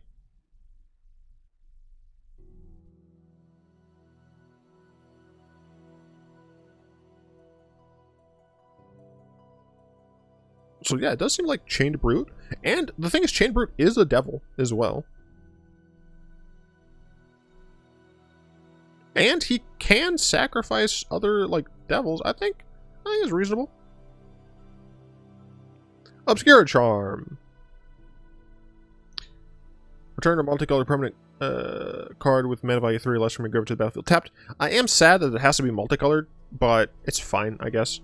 Counter instant sorcery spell. That's legitimately good. Destroy target creature or planeswalker with mana value 3 or less. Again, that's just totally fine.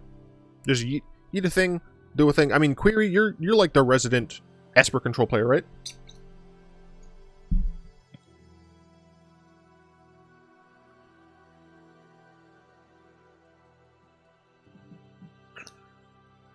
It's definitely up there. I mean, personally, I prefer Maestro's Charm, but that probably is just the Grix's glasses talking.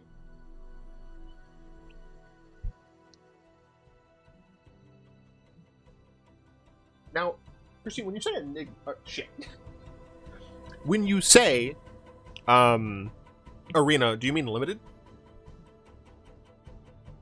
I can see it. 2 insane effects, and the first one has value with stuff like Oath of Kaya. Oh yeah, it does have value with Oath of Kaya, that's true. Yeah, I mean, I do think this is strong. I do think this is probably one of the stronger ones.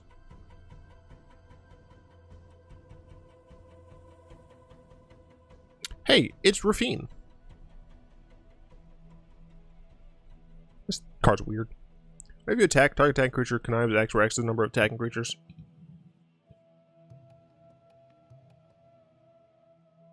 I mean, it has Ward. It's a 1/4, so it's a relatively reasonable attack. You do have the immediate value.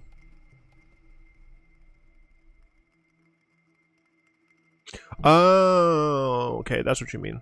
Being standard in H-Brawl.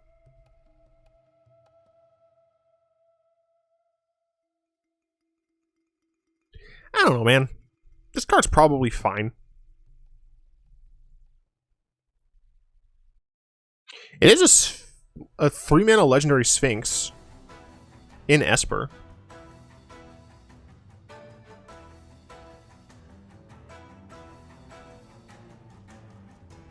Very builder already? Yeah. Legendary Sphinx. White, blue, black. Okay, yeah. Apparently these are the only 3 legendary Sphinx with 3 colors? That doesn't seem right. Regardless. A lot of Sphinxes are even. So this isn't the best. This one's okay, but you really do want to be playing artifacts. This one, like, if you're trying to do Esper Sphinx deck, maybe you play this instead. Because if we take out legendary,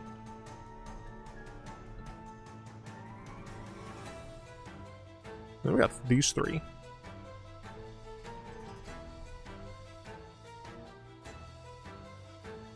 Is it CC? Yeah. No, apparently it's not. What if I did Commander?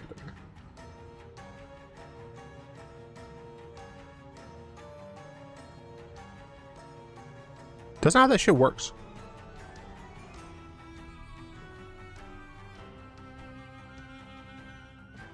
Whatever. Riveter's Charm. That looks like fucking blood, man. I know it's supposed to be magma, it looks like blood.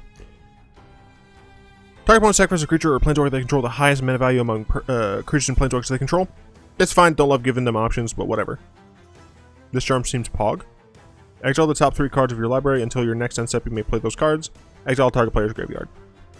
I think this is like the middling one. Because like you're giving your opponent an option potentially. You really gotta hit some good cards here. To your next end step. And you exile a graveyard. Like this kind of seems like a tacked on thing. Like it doesn't seem super valuable. It's good, don't get me wrong. I'm fundamentally against Jund getting anything even potentially playable. Why? Jund is fine.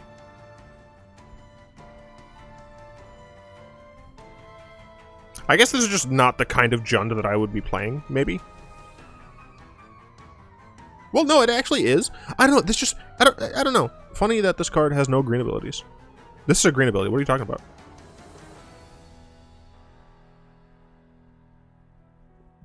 Green likes to mess with graveyards.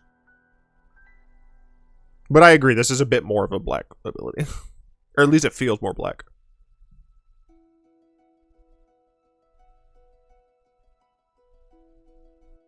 Snooping Newsy. 2 mana, 2/2 human rogue. Doesn't have flash.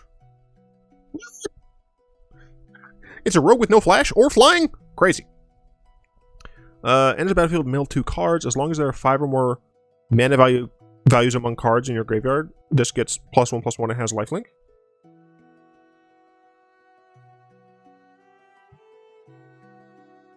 This kind of curves nicely into the embodiment of Agnes. Right, like turn 1 you play Stitcher's Supply or something like that. Turn 2 you play Snooping. Alright, she's now Snoopy. Turn 3 Agnes, probably for, you know, a decent amount. In your graveyard and doesn't mill your opponent. Watsy, are you drunk? Oh yeah, you don't mill your opponent? It's your graveyard? Crazy, man. This rogue is cutting edge. I like this card. I like this card. I also like... There are 5 or more?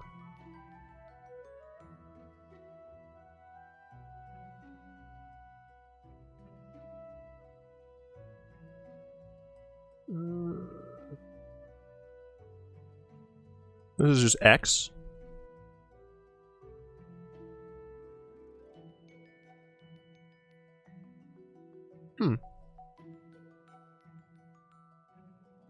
I do kind of, as soon as the UB theme of different mana values in your yard. Yeah, I kind of like that.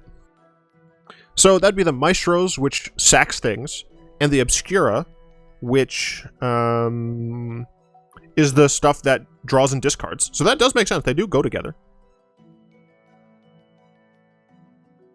Yeah, I like this card. I think it's cool. Ziatora, the Incinerator. 6 mana, 6/6, flying. At the beginning of your end step, you may sacrifice another creature. When you do, this deals damage equal to that creature's power to any target, and you create 3 church tokens. Why is it that all the fucking Jund dragons goddamn sack? Or at least all of the newer Jund dragons fucking sack? We got this. We've got Cursed King. And we have the dragon from Dominaria.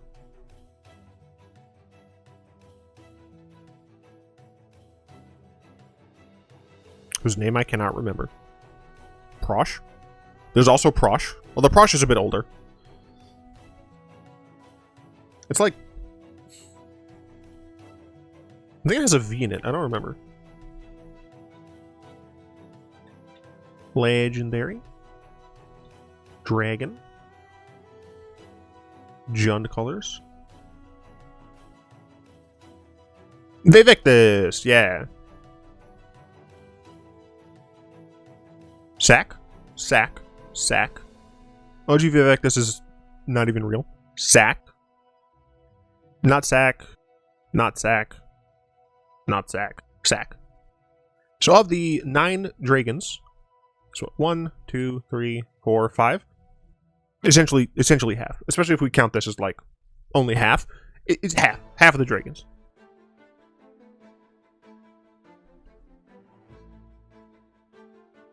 Gilded Assault Cart. 5/1. Trample Crew 2. Sacrifice 2 treasures, return it. Beginning of your end step, you may sack another creature. When you do... Holy shit! You do have to crew it. But yeah, you just dome someone for 5. And then you get... Yo! That's pretty cool.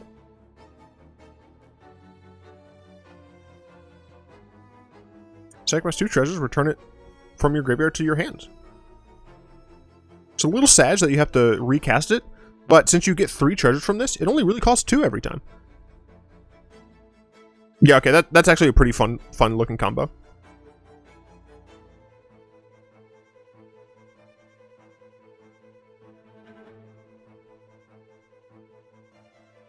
I do like that it's any target as well.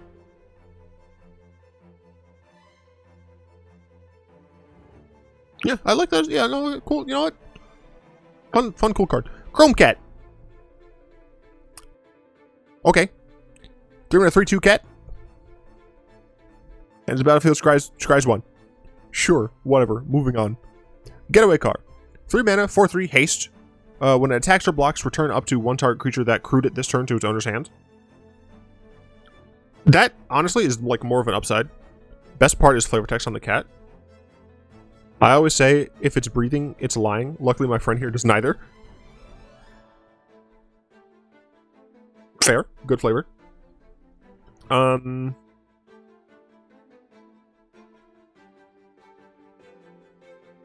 I don't know. I feel like this could be more upside, just because like you get exile triggers, or no, sorry, you get leave the battlefield triggers. You also get ETB triggers.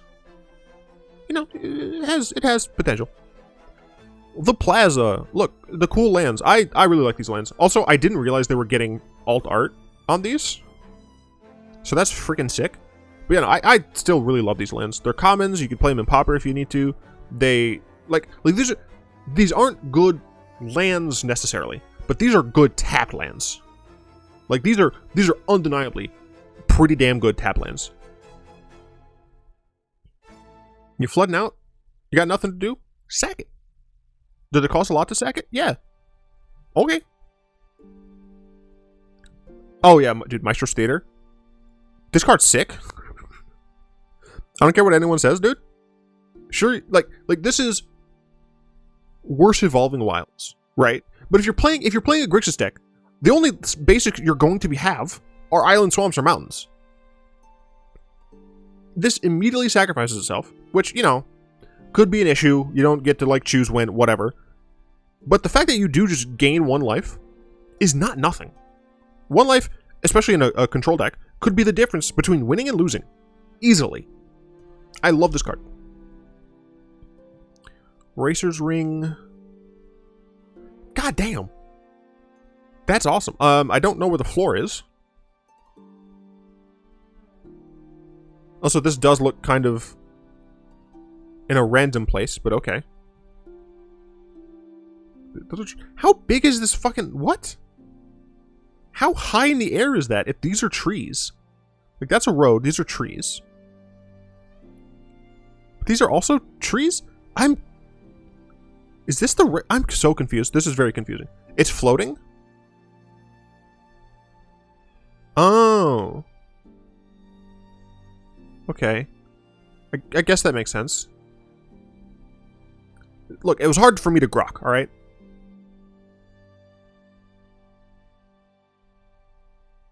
Goddamn. I will admit this does look a little bit Ravnican. But just like the tiniest bit. This looks sick. Tramway Station.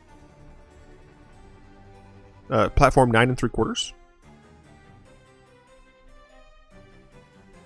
A lot of blues in this, but honestly, I'm here for it.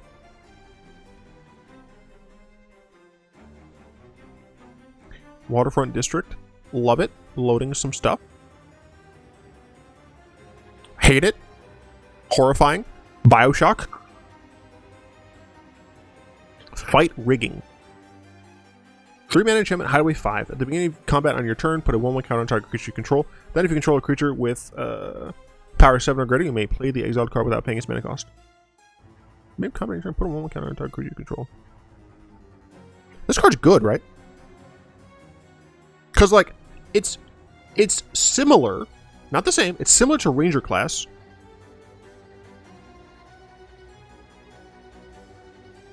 But you don't have to attack with the creature. Yeah, I think this card seems decent. I'm definitely going to play it in my Caliph Rayhan deck. That's for damn sure.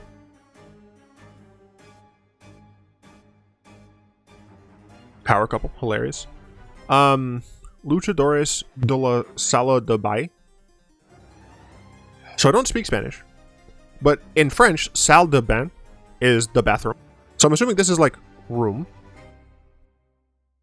Maybe this is like ballet. This is like ballet fighters or something like that.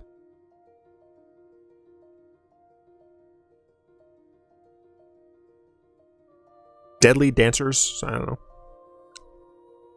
Power couple. 5 mana, 3/5. When it attacks, power up to one target creature you control each gain your choice of first strike or lifelink. Ballroom fighters. I was close. Yeah, room. Dance room. Yeah, that makes more sense as ball. Now, luchadors. Or luchadores. I don't technically know the proper pronunciation. Regardless, it's fine limited card. They gain lifelink or first strike. It's reasonable. Unlucky Witness. Get fucked, guy. When it dies, exile the top 2 cards of your library. Until your next end step, you may play one of those cards. Honestly, not bad to sacrifice.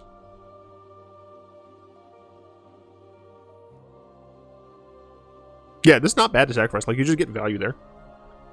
Hey, do you want to know something I hate about these cards? They only have the allied colors. What the fuck are my enemy colors, wizards? Oh, there's Graveyard Shift.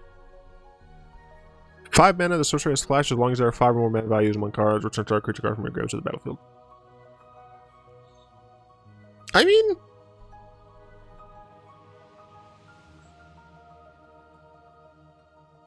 it can be instant speed. So that's fun. Evolving Door. Green. Sacrifice a creature, count the colors of the sacrificed creature, then search your library for a creature card that's exactly that many colors plus 1. Exile that card, then shuffle. You may cast the exile card, activate. This card is fucking garbage. What? Wizard, stop trying to make a fixed birthing pod that isn't just birthing pod. Like, make it so it just doesn't have Phyrexian mana. Boom, then you have to play it on turn 4, and you have to pay 2 mana every single time. Yeah, you have to, but the thing is, you don't even get to, you may cast the exile card. Activate only sorcery. Yeah, so you still have to pay the mana. And if you can't, it just stays in exile, I think. Sacrifice a creature, count the colors of the sacrifice creature, then search your library for a creature card that's exactly that many colors plus 1. Exile that card, then shuffle. You may cast the exile card.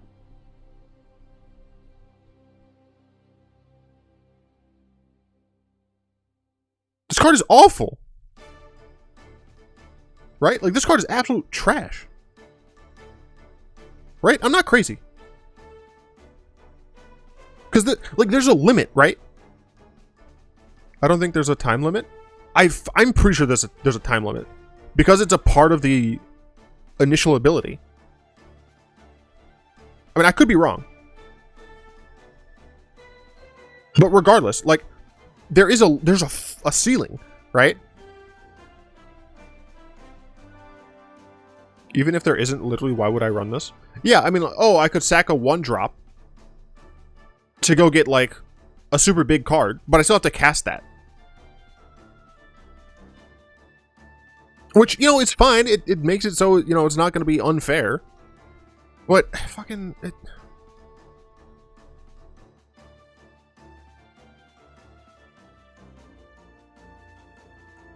is bad. I legit have to see what Reddit thinks of this.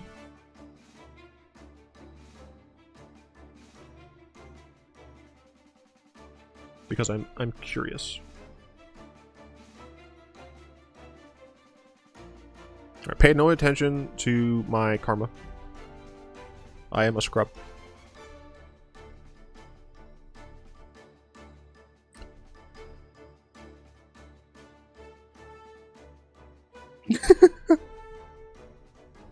Let's see. Work part of farmer, shaman, turning birds. The 2-minute enchantment. Once you play something for free, you could maybe activate this in response to its upkeep trigger, then play it for 3. That Tutors cards, but this seems bad. It's basically sack creature, draw a specific card of a small subset of cards. I assume there's something busted out there. Problem is that the busted 2-color creature in this case needs to be castable immediately. Yeah.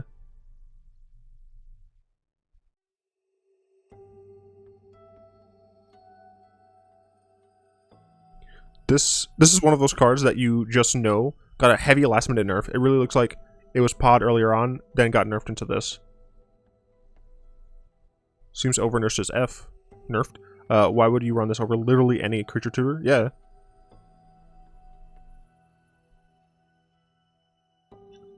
Feels like some card I need to check back on in an hour to see what broken stuff the internet has discovered. Yeah, I don't think that this card can be broken, man.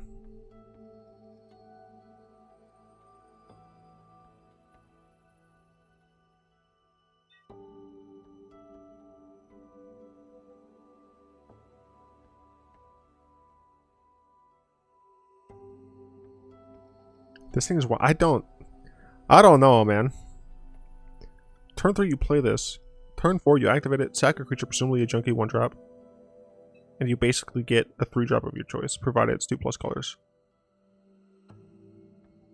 No, if you're sacking a 1-drop, it's most likely going to be exactly 2 colors.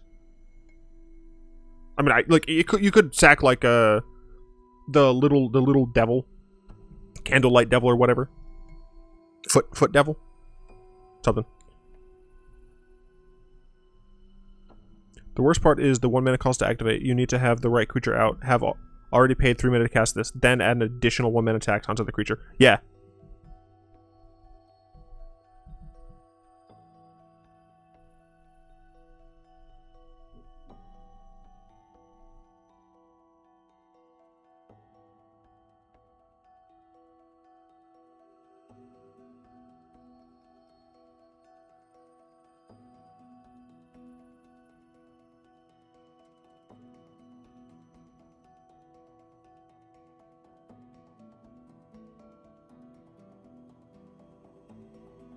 Sack Memnite, cast Thought Monitor. How the fuck are you casting Thought Monitor? Thought Monitor still costs 5 mana. Technically, it could cost less, but this is an enchantment. Wait, it's an artifact? Oh, it's an artifact. Whoop-de-doo. Still, I don't care. That's only 1 artifact. This card seems bad. This card seems bad. Oh. This card seems bad. Yeah, I don't know. This seems not great. But we're going to yeet the window capture.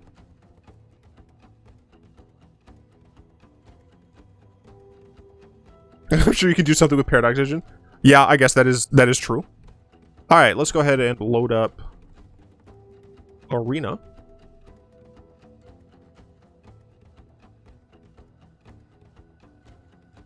Actually, am I going to play Arena? Because I don't think I said I was playing Arena.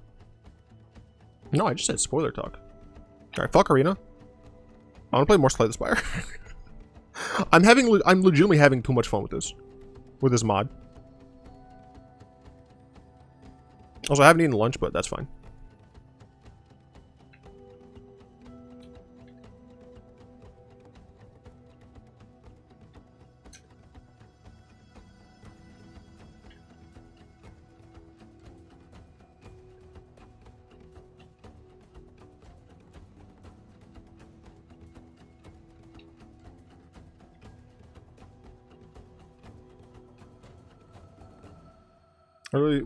I still really want to see what new cards got added to the older characters. I don't think they got new cards.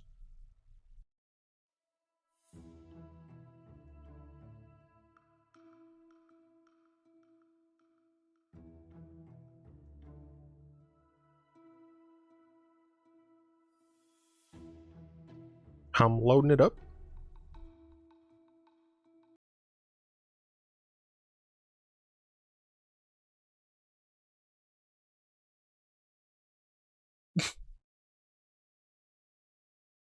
Okay.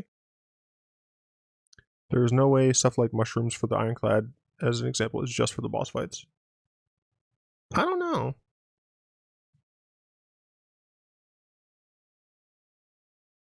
Why the fuck is that the game capture?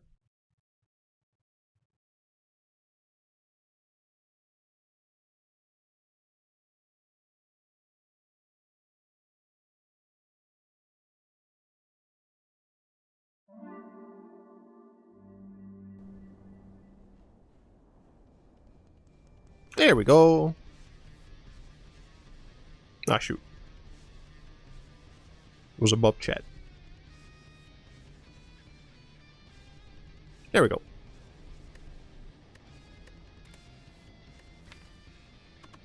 My god.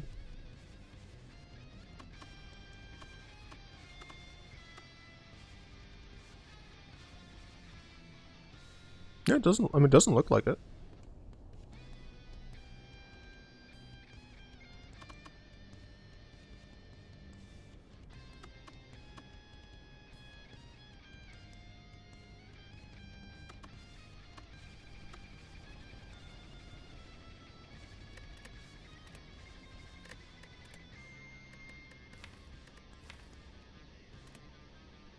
Okay.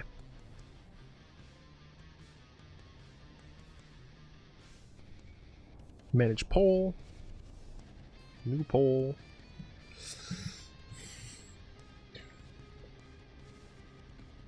I need people to vote.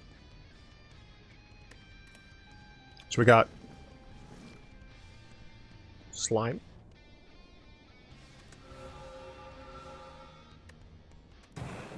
Hexaghost. Hexaghost!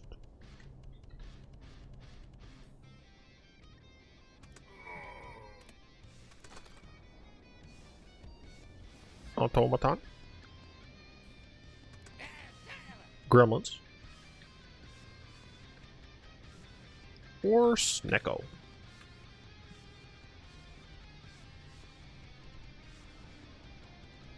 Vote for who you would like to see me play.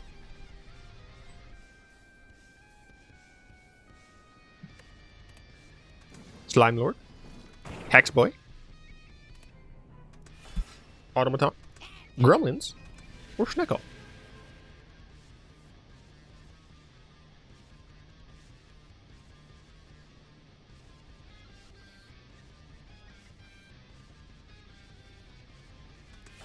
Automaton and Hexaghost are the only ones I haven't played on stream. Then vote for them.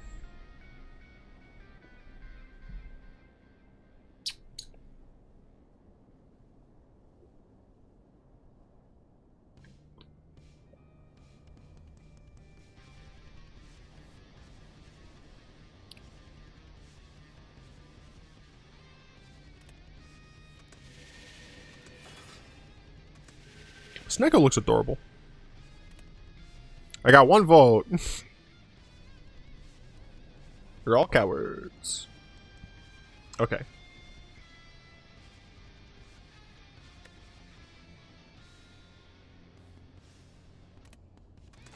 Time to play the automaton. First time you compile a function. Oh, fuck. I forgot this was function compilings. Okay. Okay.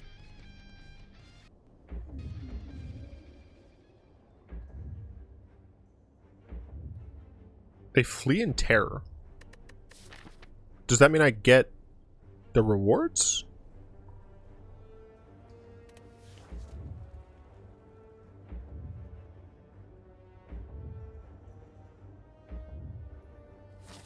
I don't know. Very curious. Why out of 8 people was I the only person who voted? No one cares about me. No one loves me.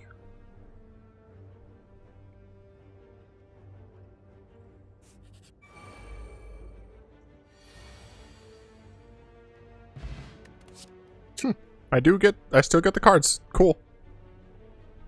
Gain 1 wound, cycle. Discard a card, drawing a new, right, okay, cycle. Compile, function gains, retain. Fuck. 7 damage to all enemies 2 times, gain an artifact, exhaust. Oh man. Gain 2 wounds. Cycle each status. You know what? Sure. Let's try to do the status build. I'm gonna keep the Wraith form there. Yeah, let's just try to fight this guy. This is so funny. I'll insert a slime. It's just so funny that they just run. It's like, no, run away. Deal 9 damage, exhaust a random status card in your draw pile. The draw pile. Sure. Okay.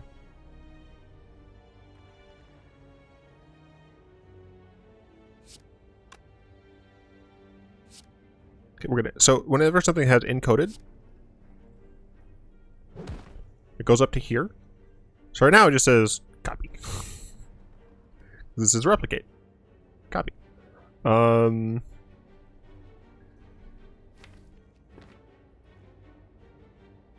Hits one time. What's a hit? I don't have any statuses.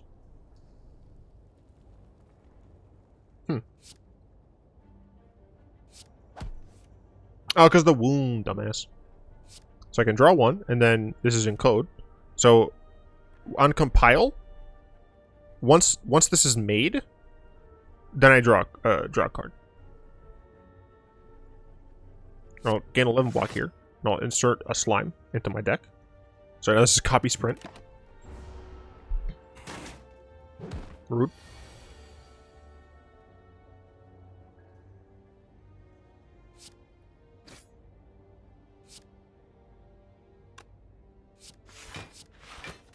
Just gain some block. So I hate these fucking draw bastards. Okay, let's kill you. I only got rid of one, right? Okay. Then I will block to not take any damage. Get another slime. I have 2 slimes in there? Jesus. I'll replicate. Compiles this. I'll draw a card next turn. Deal 5 damage. Draw a card, deal 5 damage. I'll block. I'll strike. I'll slime. I made a gruesome error.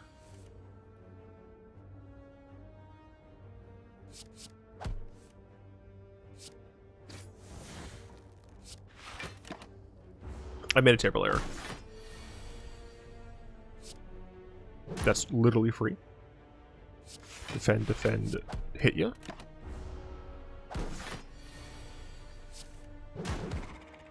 So yeah, this character makes cards.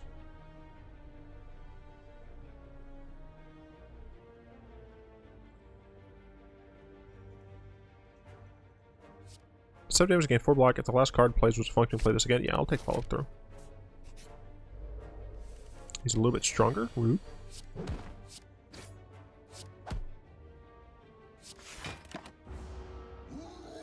Brrr, fuck you.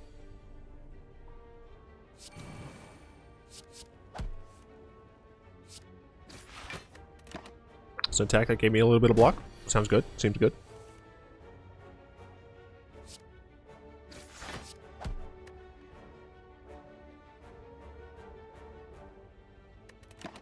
We have to pass there. I don't think that I have enough to not bite the dust. We compile. Hell yeah. Hit you. Draw some shit. Hit you. Hit you. Hit you. I forgot that when I compile, I get a thing. Go yuck yourself. Guess I'm defending. This is incredible pain. Whenever you play a power. I don't have any powers right now. I will look for powers. When encoded as the first card, increases block. Oh, hell yeah, dude. Constrictor is great. Maybe I should have taken Void, but Horncleat is fantastic. I'm at 20. I'll go here. Not the best. Get myself in a sticky situation.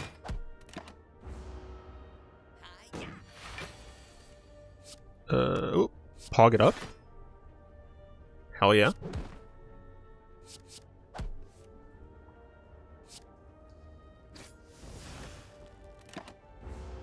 Not terrible. Actually killed this guy relatively easily. Do that because I can. Do that. Get killed. Deprecate. Increase all numbers of encoded cards by 1 except cost.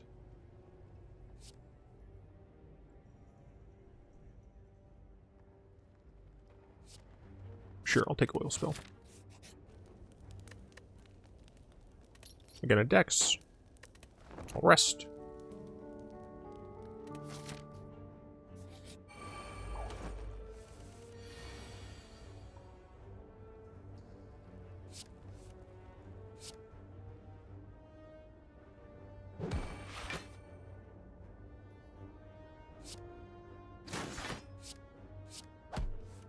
There we go.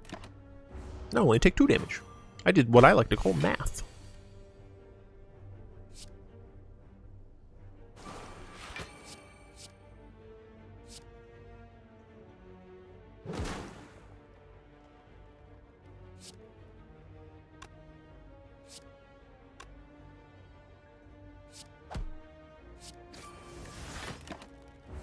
There we go.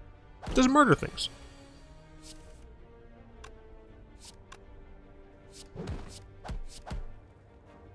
Crystal math? No, if you wanted me to do crystals, it would have been on... Oh, the one that I didn't let you vote for. Deal 4, gain 4. I'll take a turbo here.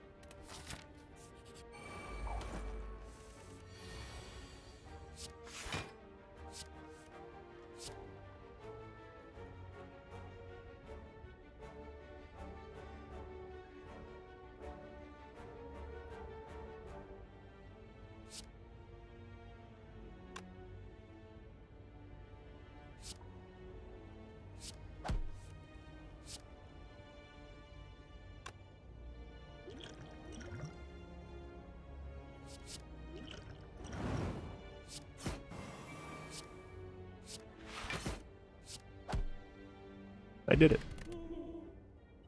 Encode a random card with encoding your draw pile. Insert random status. Gain 1 encode, sure. What the fuck?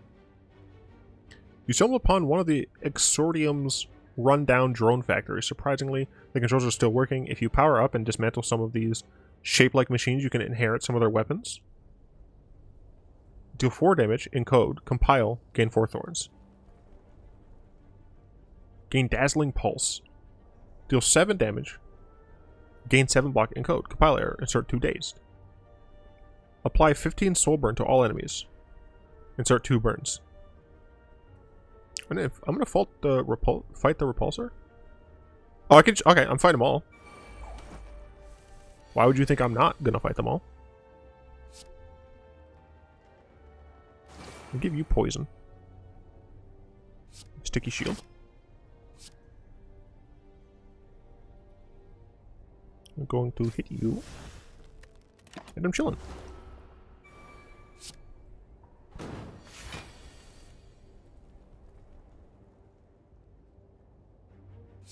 That's not what I meant to do.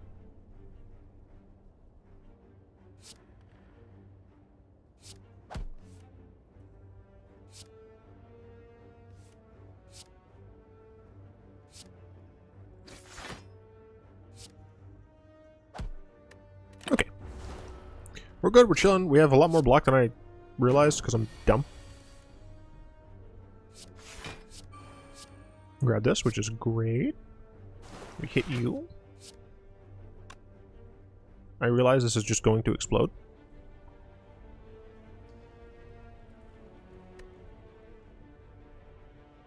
Whoops.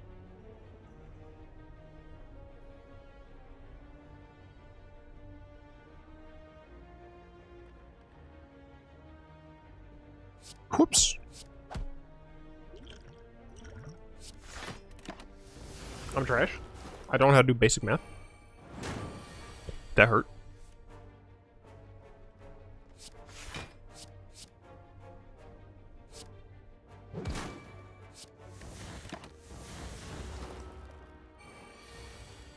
Could you not?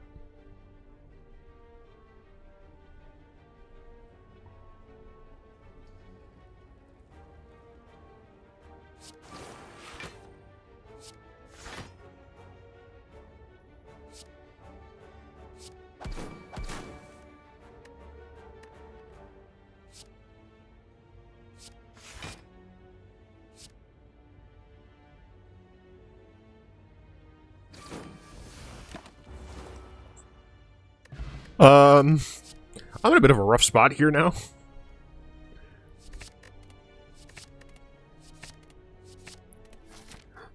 Because I am at 8 life and I have to fight this.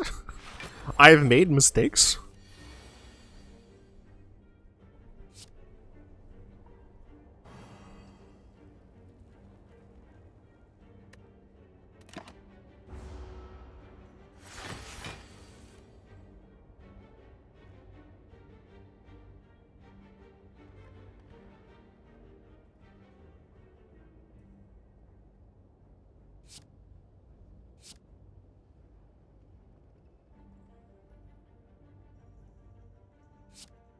I guess I have to do this now.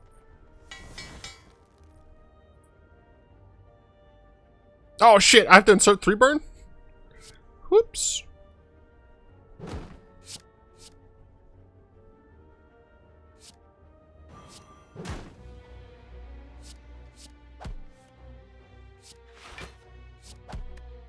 It's fine, everything's fine. 8 is more than 0, you're fine. Yeah, let's go with that, shall we?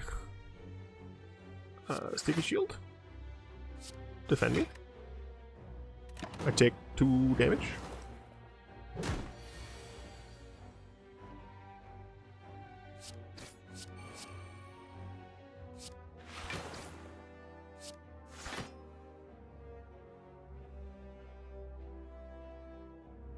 I'm dead.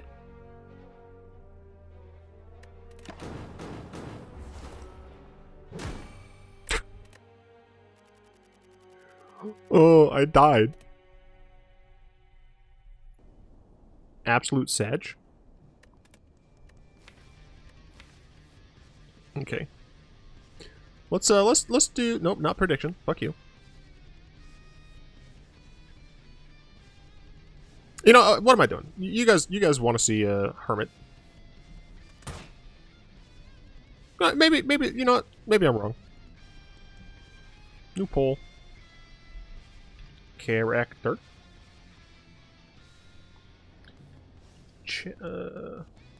Iron Chad.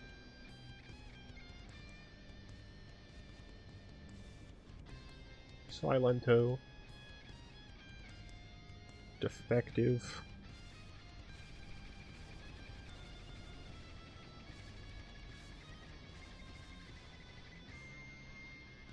Chat. There's a lot of delay today.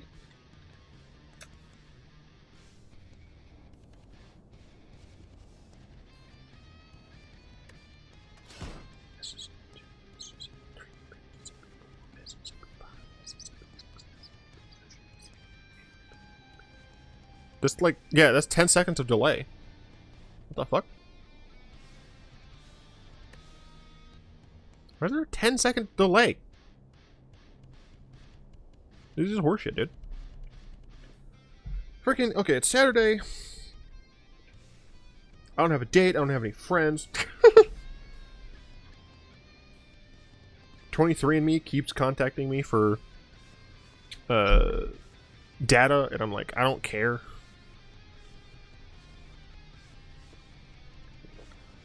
It was a cool gimmick at the time, but I no longer care about you, 23andMe. I could unsubscribe, but at the same time, I also I don't care enough to go through the unsubscription hoops. Because if I recall correctly, that's one of the ones where I can't just immediately unsubscribe from my email. We're playing the Iron Chad.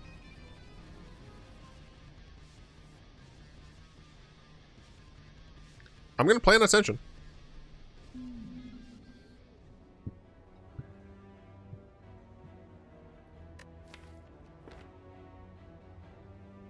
Look at colors card. I do like an early dramatic entrance. Purity could also be good if you're doing like an exhaust build or whatever, but I think I'll just take the dramatic entrance. I do like going to elites with Chad, but I do want to make sure that I'm safe. Okay, so I think kind of like the left rung is going to be pretty reasonable.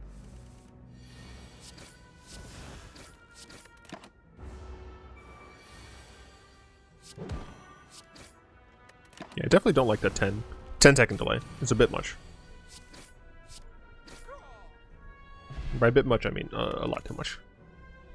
Wild Strike. I mean, Wild Strike's always pretty good. Strike plus early on can really help me kill things. Oop.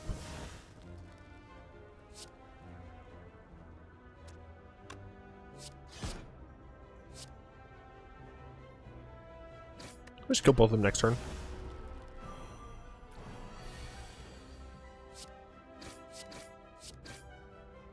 It's possible I could have not killed them both next turn, but, you know, whatever.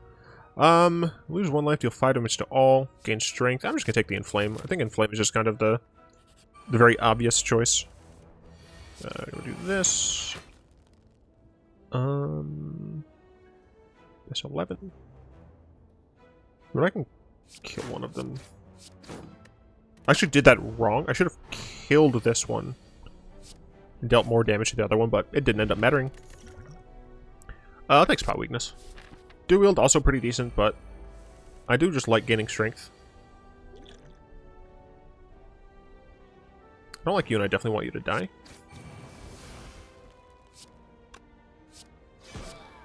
Curses. 6 damage, 8 damage.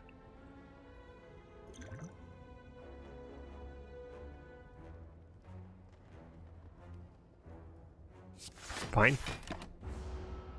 I'll take 5, I can recover 6, so it's not too big a deal.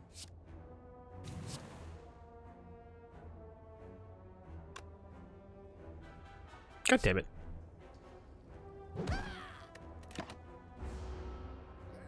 Here it comes! Fucking every time, dude. 30!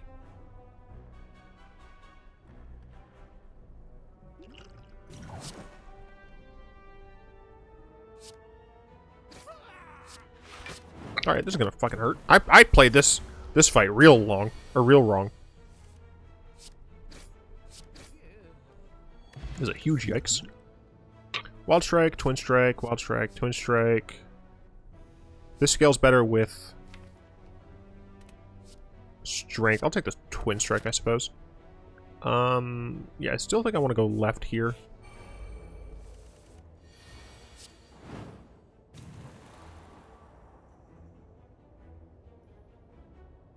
Okay. If I do that, you go to 21.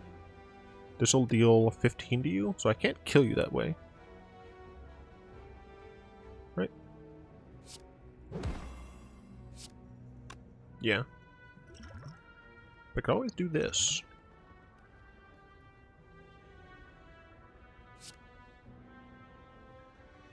The reason I'm doing it like that is because if I killed him first, which would be easier, I would just not get, I would get vulnerable, and I did not want that. Armaments. Sword Boomerang. Again, this scales nicely with strength, but I think we get an early armaments here. 48. This could be anyone. I have... Oops. I have Inflame and Spot Weakness for Lagavulin. I've got Dramatic Entry for the Sentries, and I do have Wild Strike for Gremlin Knob. Bash Wild Strike, like, pretty decent. So I think I can smith here. I'm gonna go ahead and smith the armaments, because it does upgrade all the cards in my hand. Okay, Sentries. Armaments, Dramatic Entry. Twin Strike. I'm just gonna try and murder them fast.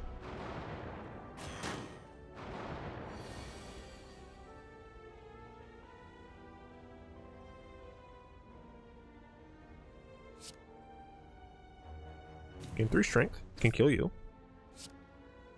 Can only deal 15 to you, but I mean 15 still 15. I do take 10, but not terribly worried.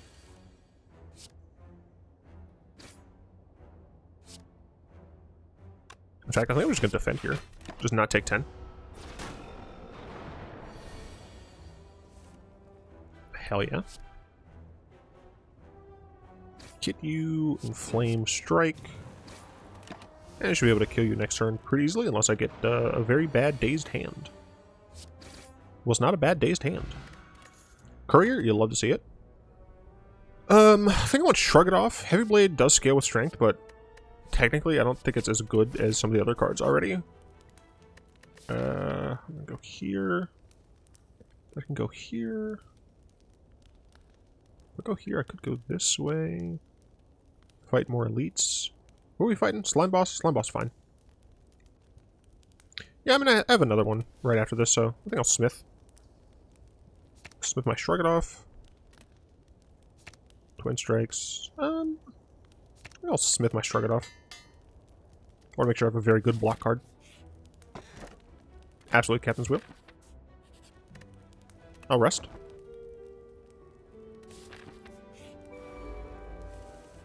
Rude.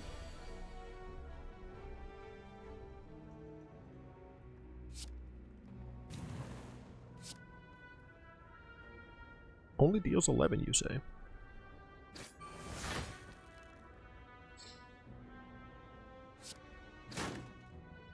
No.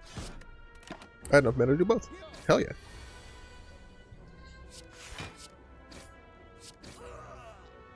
Get absolutely roasted. Fiendfire, not bad. Clothesline, also not bad. Never take Fiendfire. Gremlin up, hello. Get murdered.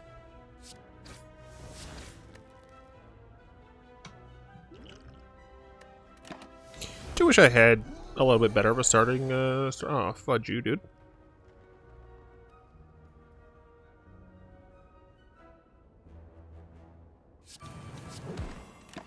Just racing a gremlin up.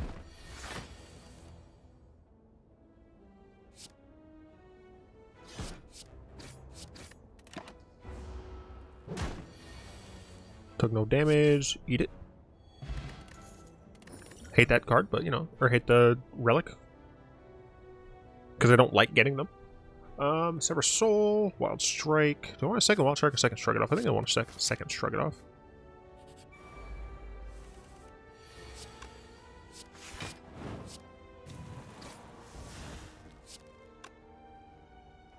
Just not gonna take any damage.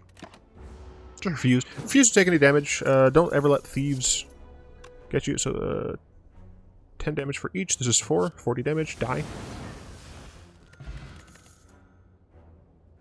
Disarm's pretty good.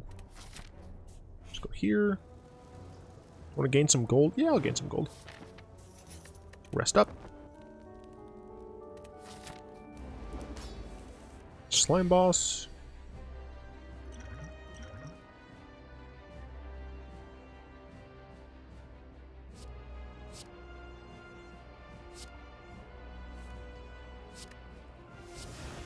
Inflame. Entrance. Strike ya. Strike ya. He goops me.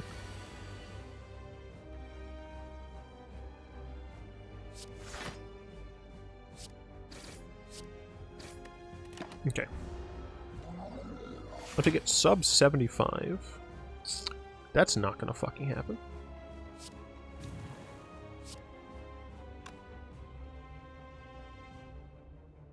Mitigate maximum damage. Only take 10. Not bad.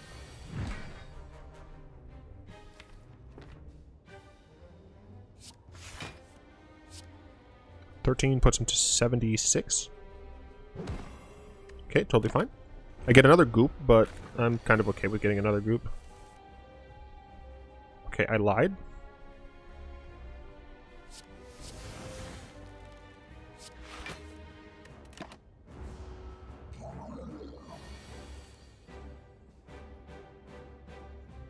I mean, that's disappointing. I was really hoping to get, like, Fiendfire, Wild Strike, something like that, to really take a bigger chunk out of them, but Castle of I suppose.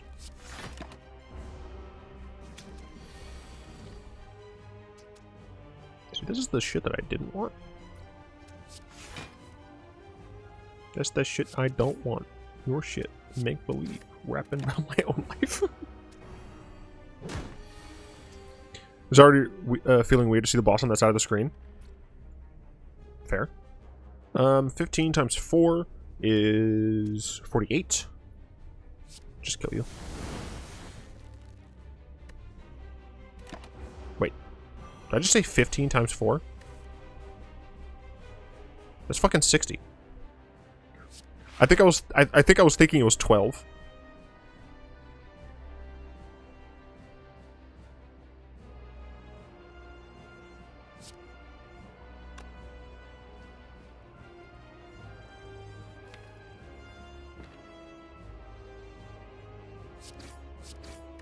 Yeah, fuck you. Game. Stop this.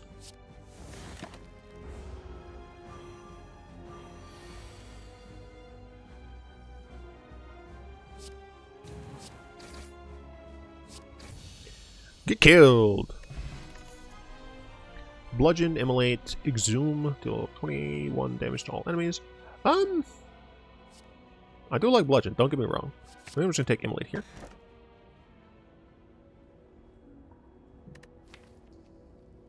Yeah, we're just gonna take Pandora's box. Got twin strikes, another wild strike, berserk, juggernaut. Yeah, this shockwave. It's all fine. The clash, not so much. But for the most part, it's all fine.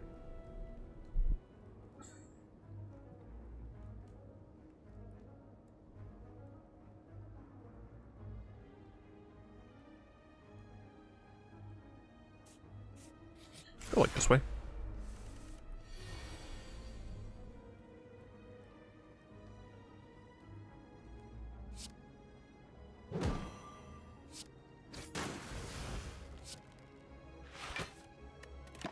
Yeah. Probably should have drawn first, but same time.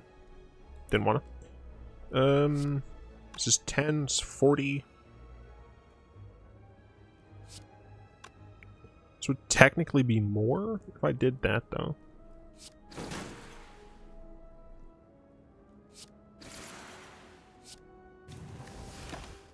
Yeah, technically right there was not the best move to Fiend Fire.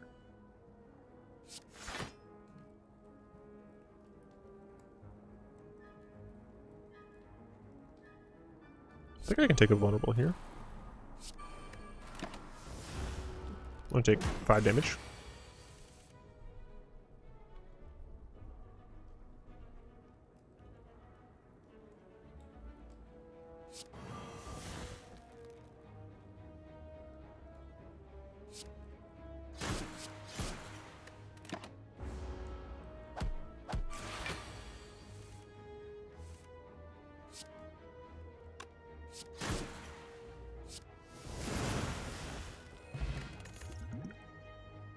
Take a Palm Strike. Goblin is madly shot. Ah, shit. Okay, double tap Enlightenment. Clothesline Pain.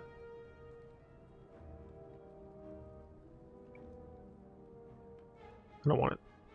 Bash. Evolve. Okay. Double tap. Do I want to double? Sure, I'll take the double tap. Don't like you.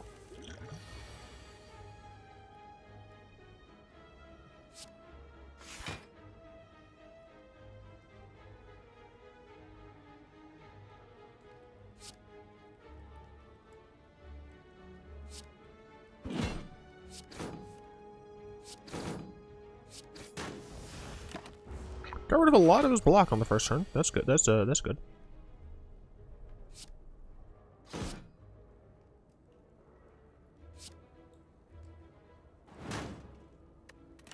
The reason I might as well do that is just because he has 2 of those. Like, I'm not gonna be able to to get any value from that anyway. Combust, disarm. Do I want a second disarm? Do I want to bust? I want a clothesline. Yeah, I definitely want a clothesline. Maybe draw status or curse. Wild strike. Burn. Wild strike. Status card. Yeah, I do like fire breathing.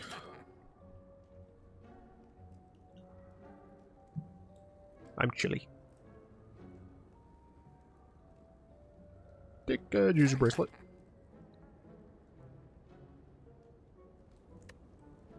Do I want to remove anything? I think I do want to remove Clash. It can work sometimes. But sometimes it just doesn't. Do I want Combust? No, I think I want Combust. I think I'm good. Give me 47.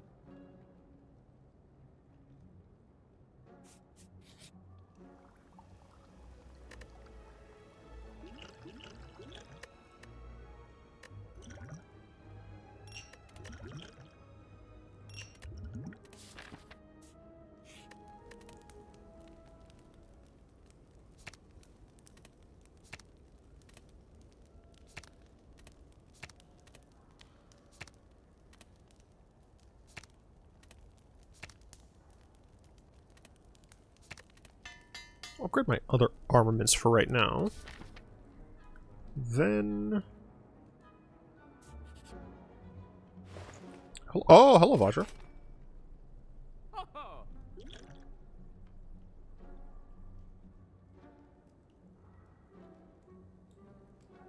Take the reckless charge.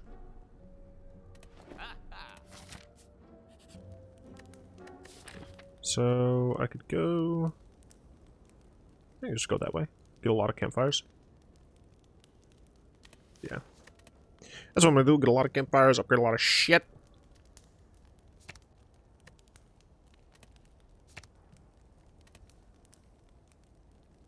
Upgrade Berserk seems pretty not bad, actually. Much easier to cast on low damage turn and not have the demerit spillover. Yeah, that's true.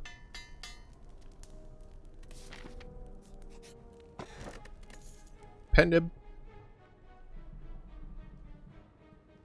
Am I gonna try to beat the heart? I don't know yet.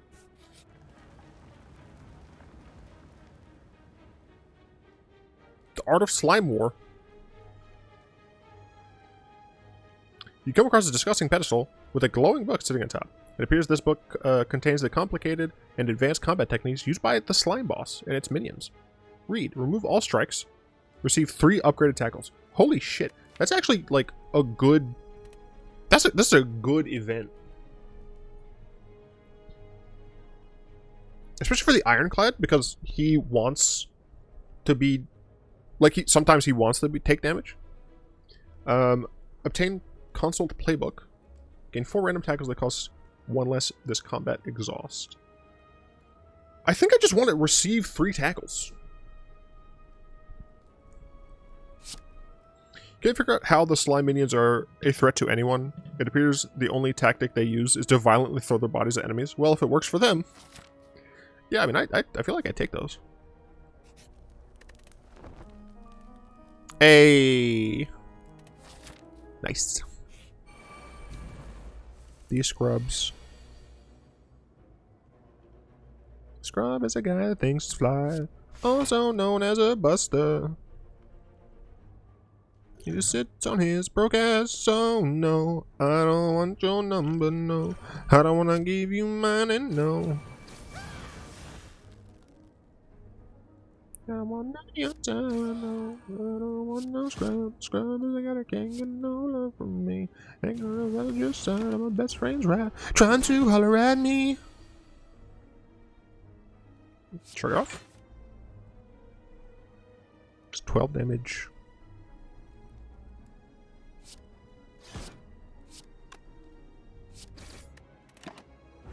Get hit. Don't attack. Hell yeah. Helvetica. Do that. Get fucking tackled. I take nothing. Get fucked. Tackle you. Don't know if that's correct. Because he might attack now. Yeah, he does attack now.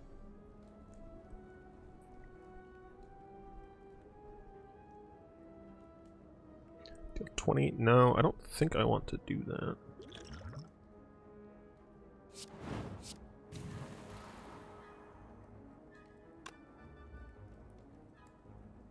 I don't want to get vulnerable this turn.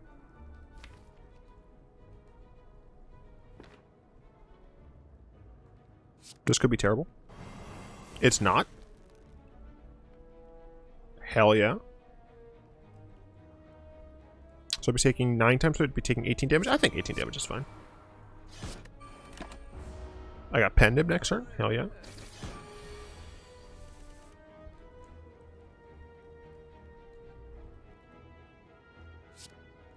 Time to immolate.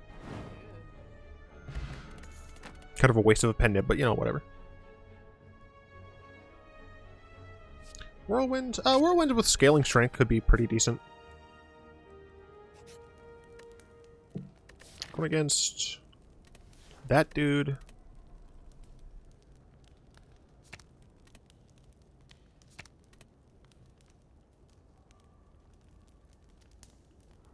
Kind of don't want Havoc in the deck.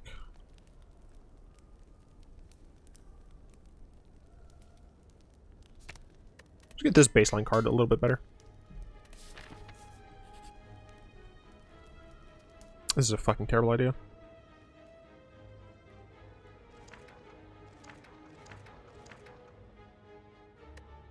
The first attack played each turn that costs 2 or more is played twice. Hell yeah. Also gain max HP because I got a curse.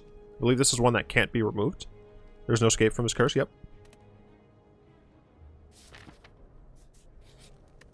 Messed up.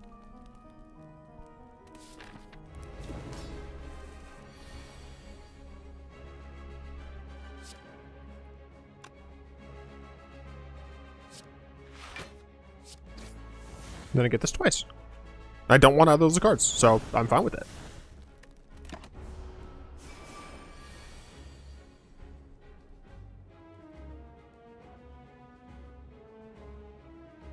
Don't love this though.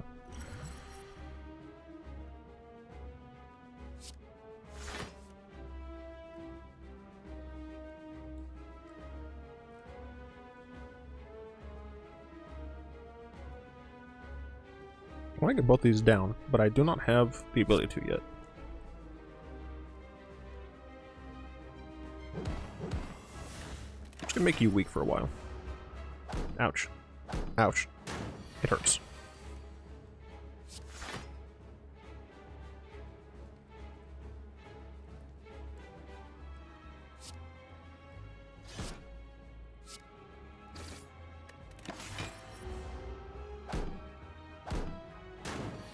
Took no damage.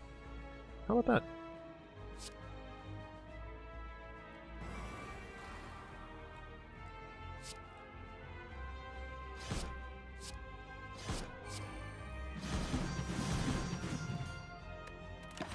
I forgot this counted for X spells.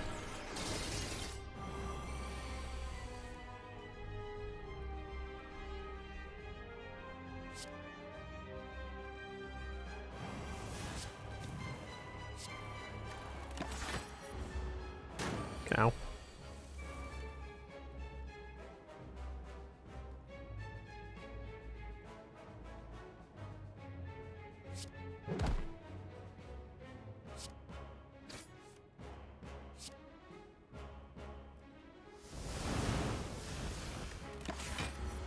Forgot the second one wouldn't work.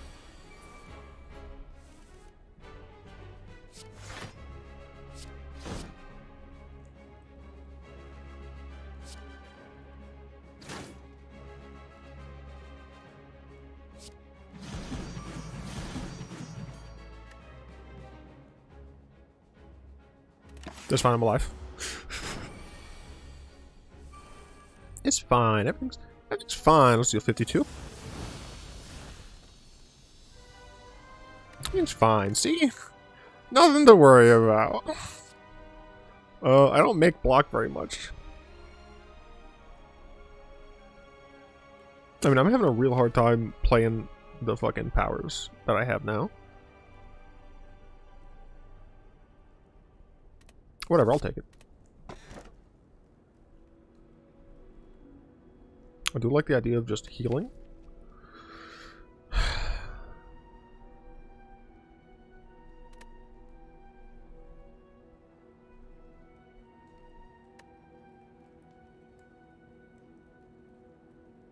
I'm just gonna Astrolabe. Get rid of Havoc. Why get rid of Barricade? I think I'm actually gonna get rid of Double Tapped.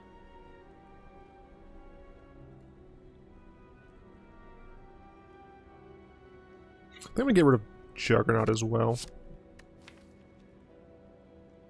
So I got Blood for Blood. Sure, whatever. Pummel. Good. Second upgrade to Immolate. Sure. It's fine. I have a lot of powers in the deck, but I haven't actually been casting my powers all that much, so I don't care about you that much.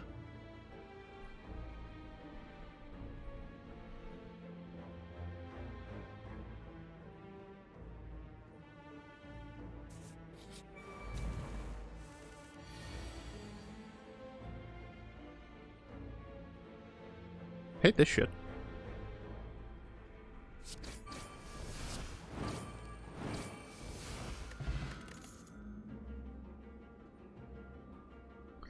Bloodletting. I'll do it.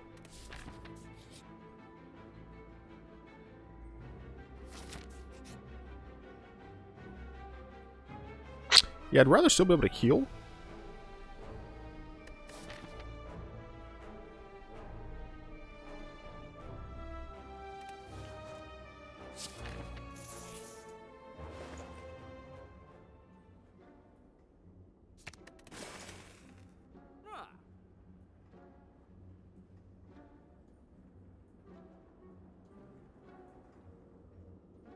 Scrap fairy in a bottle.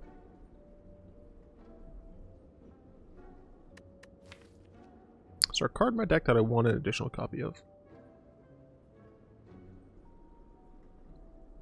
No.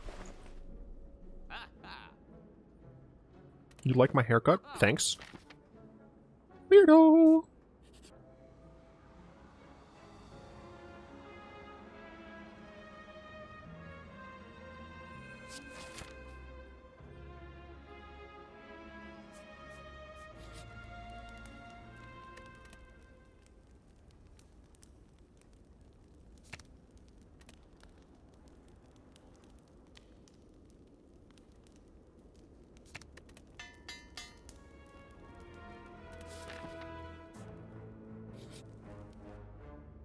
I ain't buying shit, fuck you.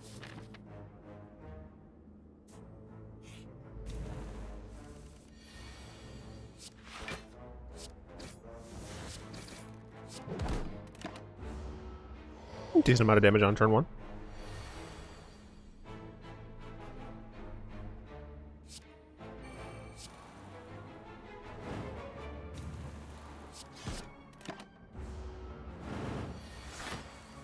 Painful and rude.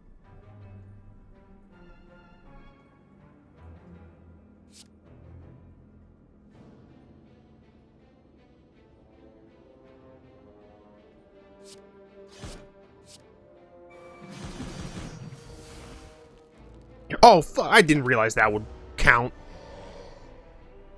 Bastard.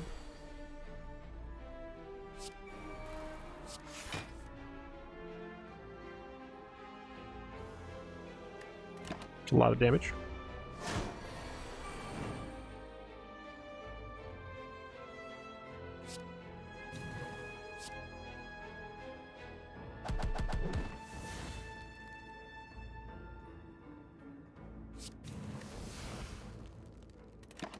Or shit.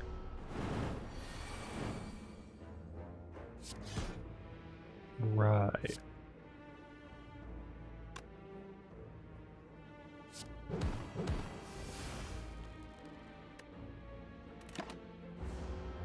Good thing I bought that fairy in a bottle.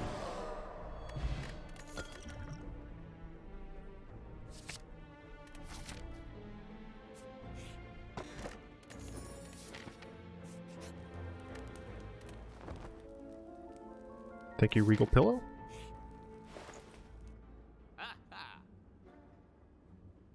Okay, I do like Red Skull.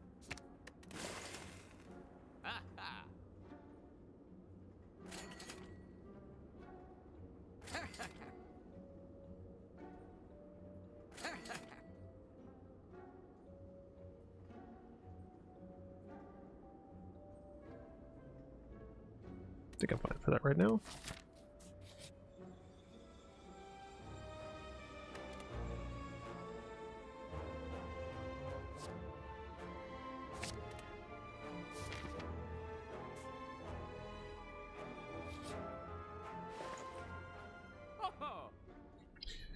Scaling.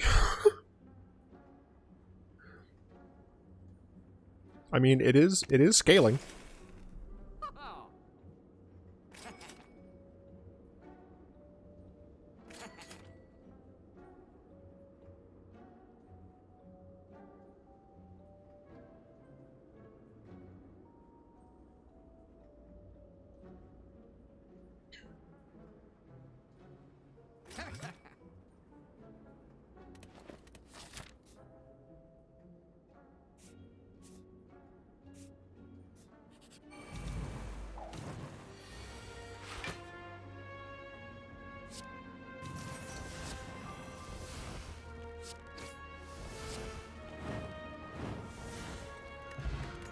Got there.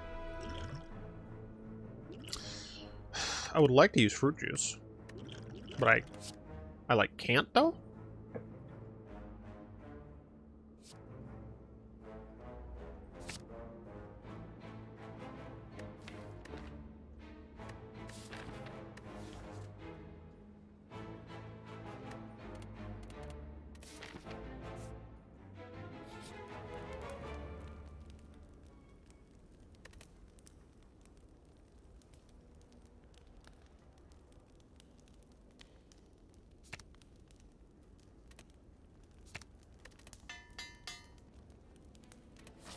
It's gonna be a strange fight.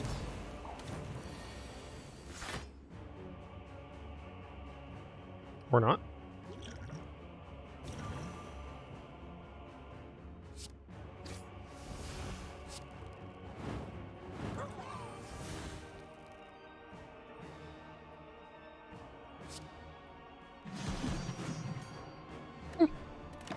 Okay, that was a pretty good turn one. That's not good though. But I can apply 4 weak. You drink that like a coward, and you hit you. And you take a decent amount of damage.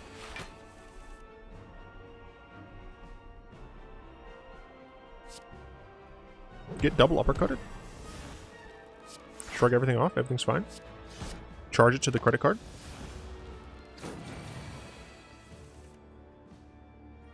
Anything you can do, I can do better.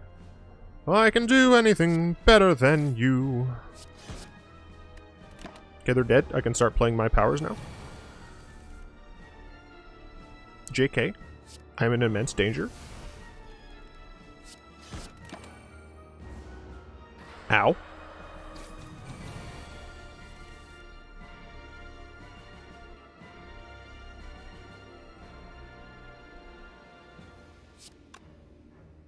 I might as well spot weakness. I literally cannot do this.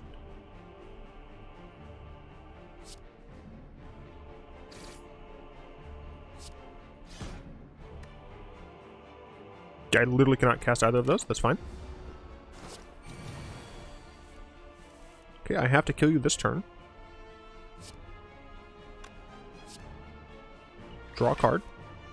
Oh, fuck you.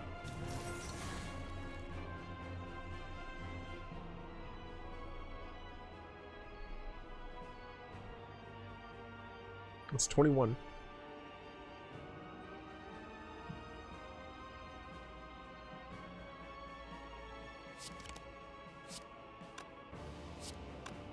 This would have been 30, 15.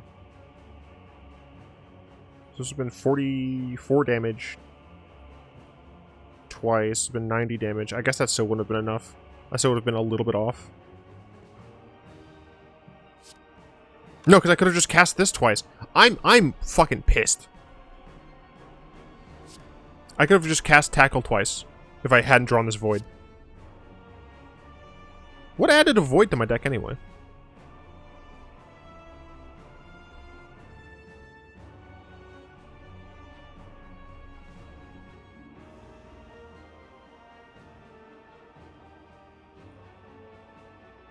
Wait, seriously, what added a Void to my deck?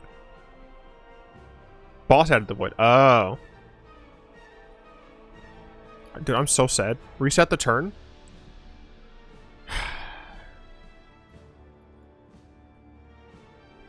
Yeah, fuck it. There's only a few people watching anyway, so none of you care.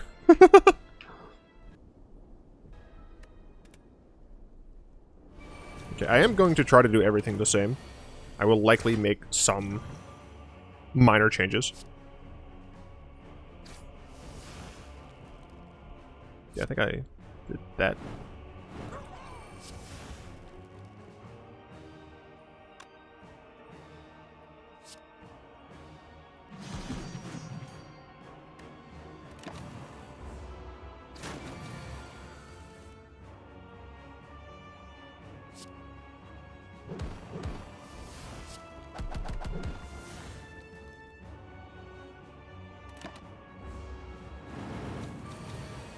I think I blocked that damage the first time. I'm not doing it this time. Get uppercut. Get reckless charged. Might as well shrug it off.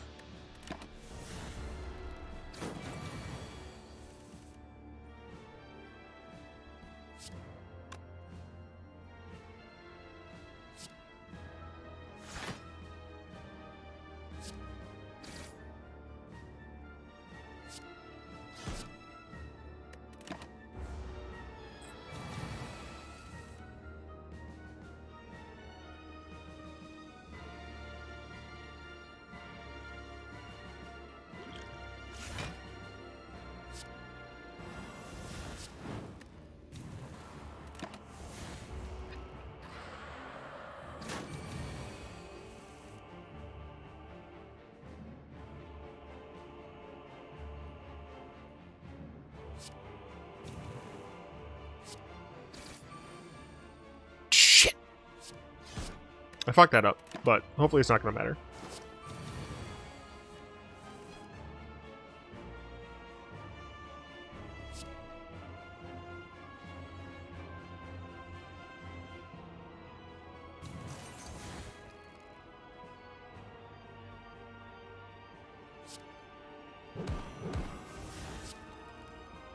Suck on a ball. I did it! I had the cheat, but I did it! We got Ascension 15 unlocked. We did it. Cool! Also, Baltair, I love how you always show up, like, right as the stream's ending. It's been 3 hours. I haven't even eaten lunch. I'm just not gonna eat lunch today. I'm just gonna have dinner. Gotta stretch. Oh, that's good. That's nice. Thanks for hanging out with me. If you'd like to catch the VOD, obviously you can just watch it here on Twitch, or you can hang out at my second channel, Sticks and Stuff. Goodbye, everybody.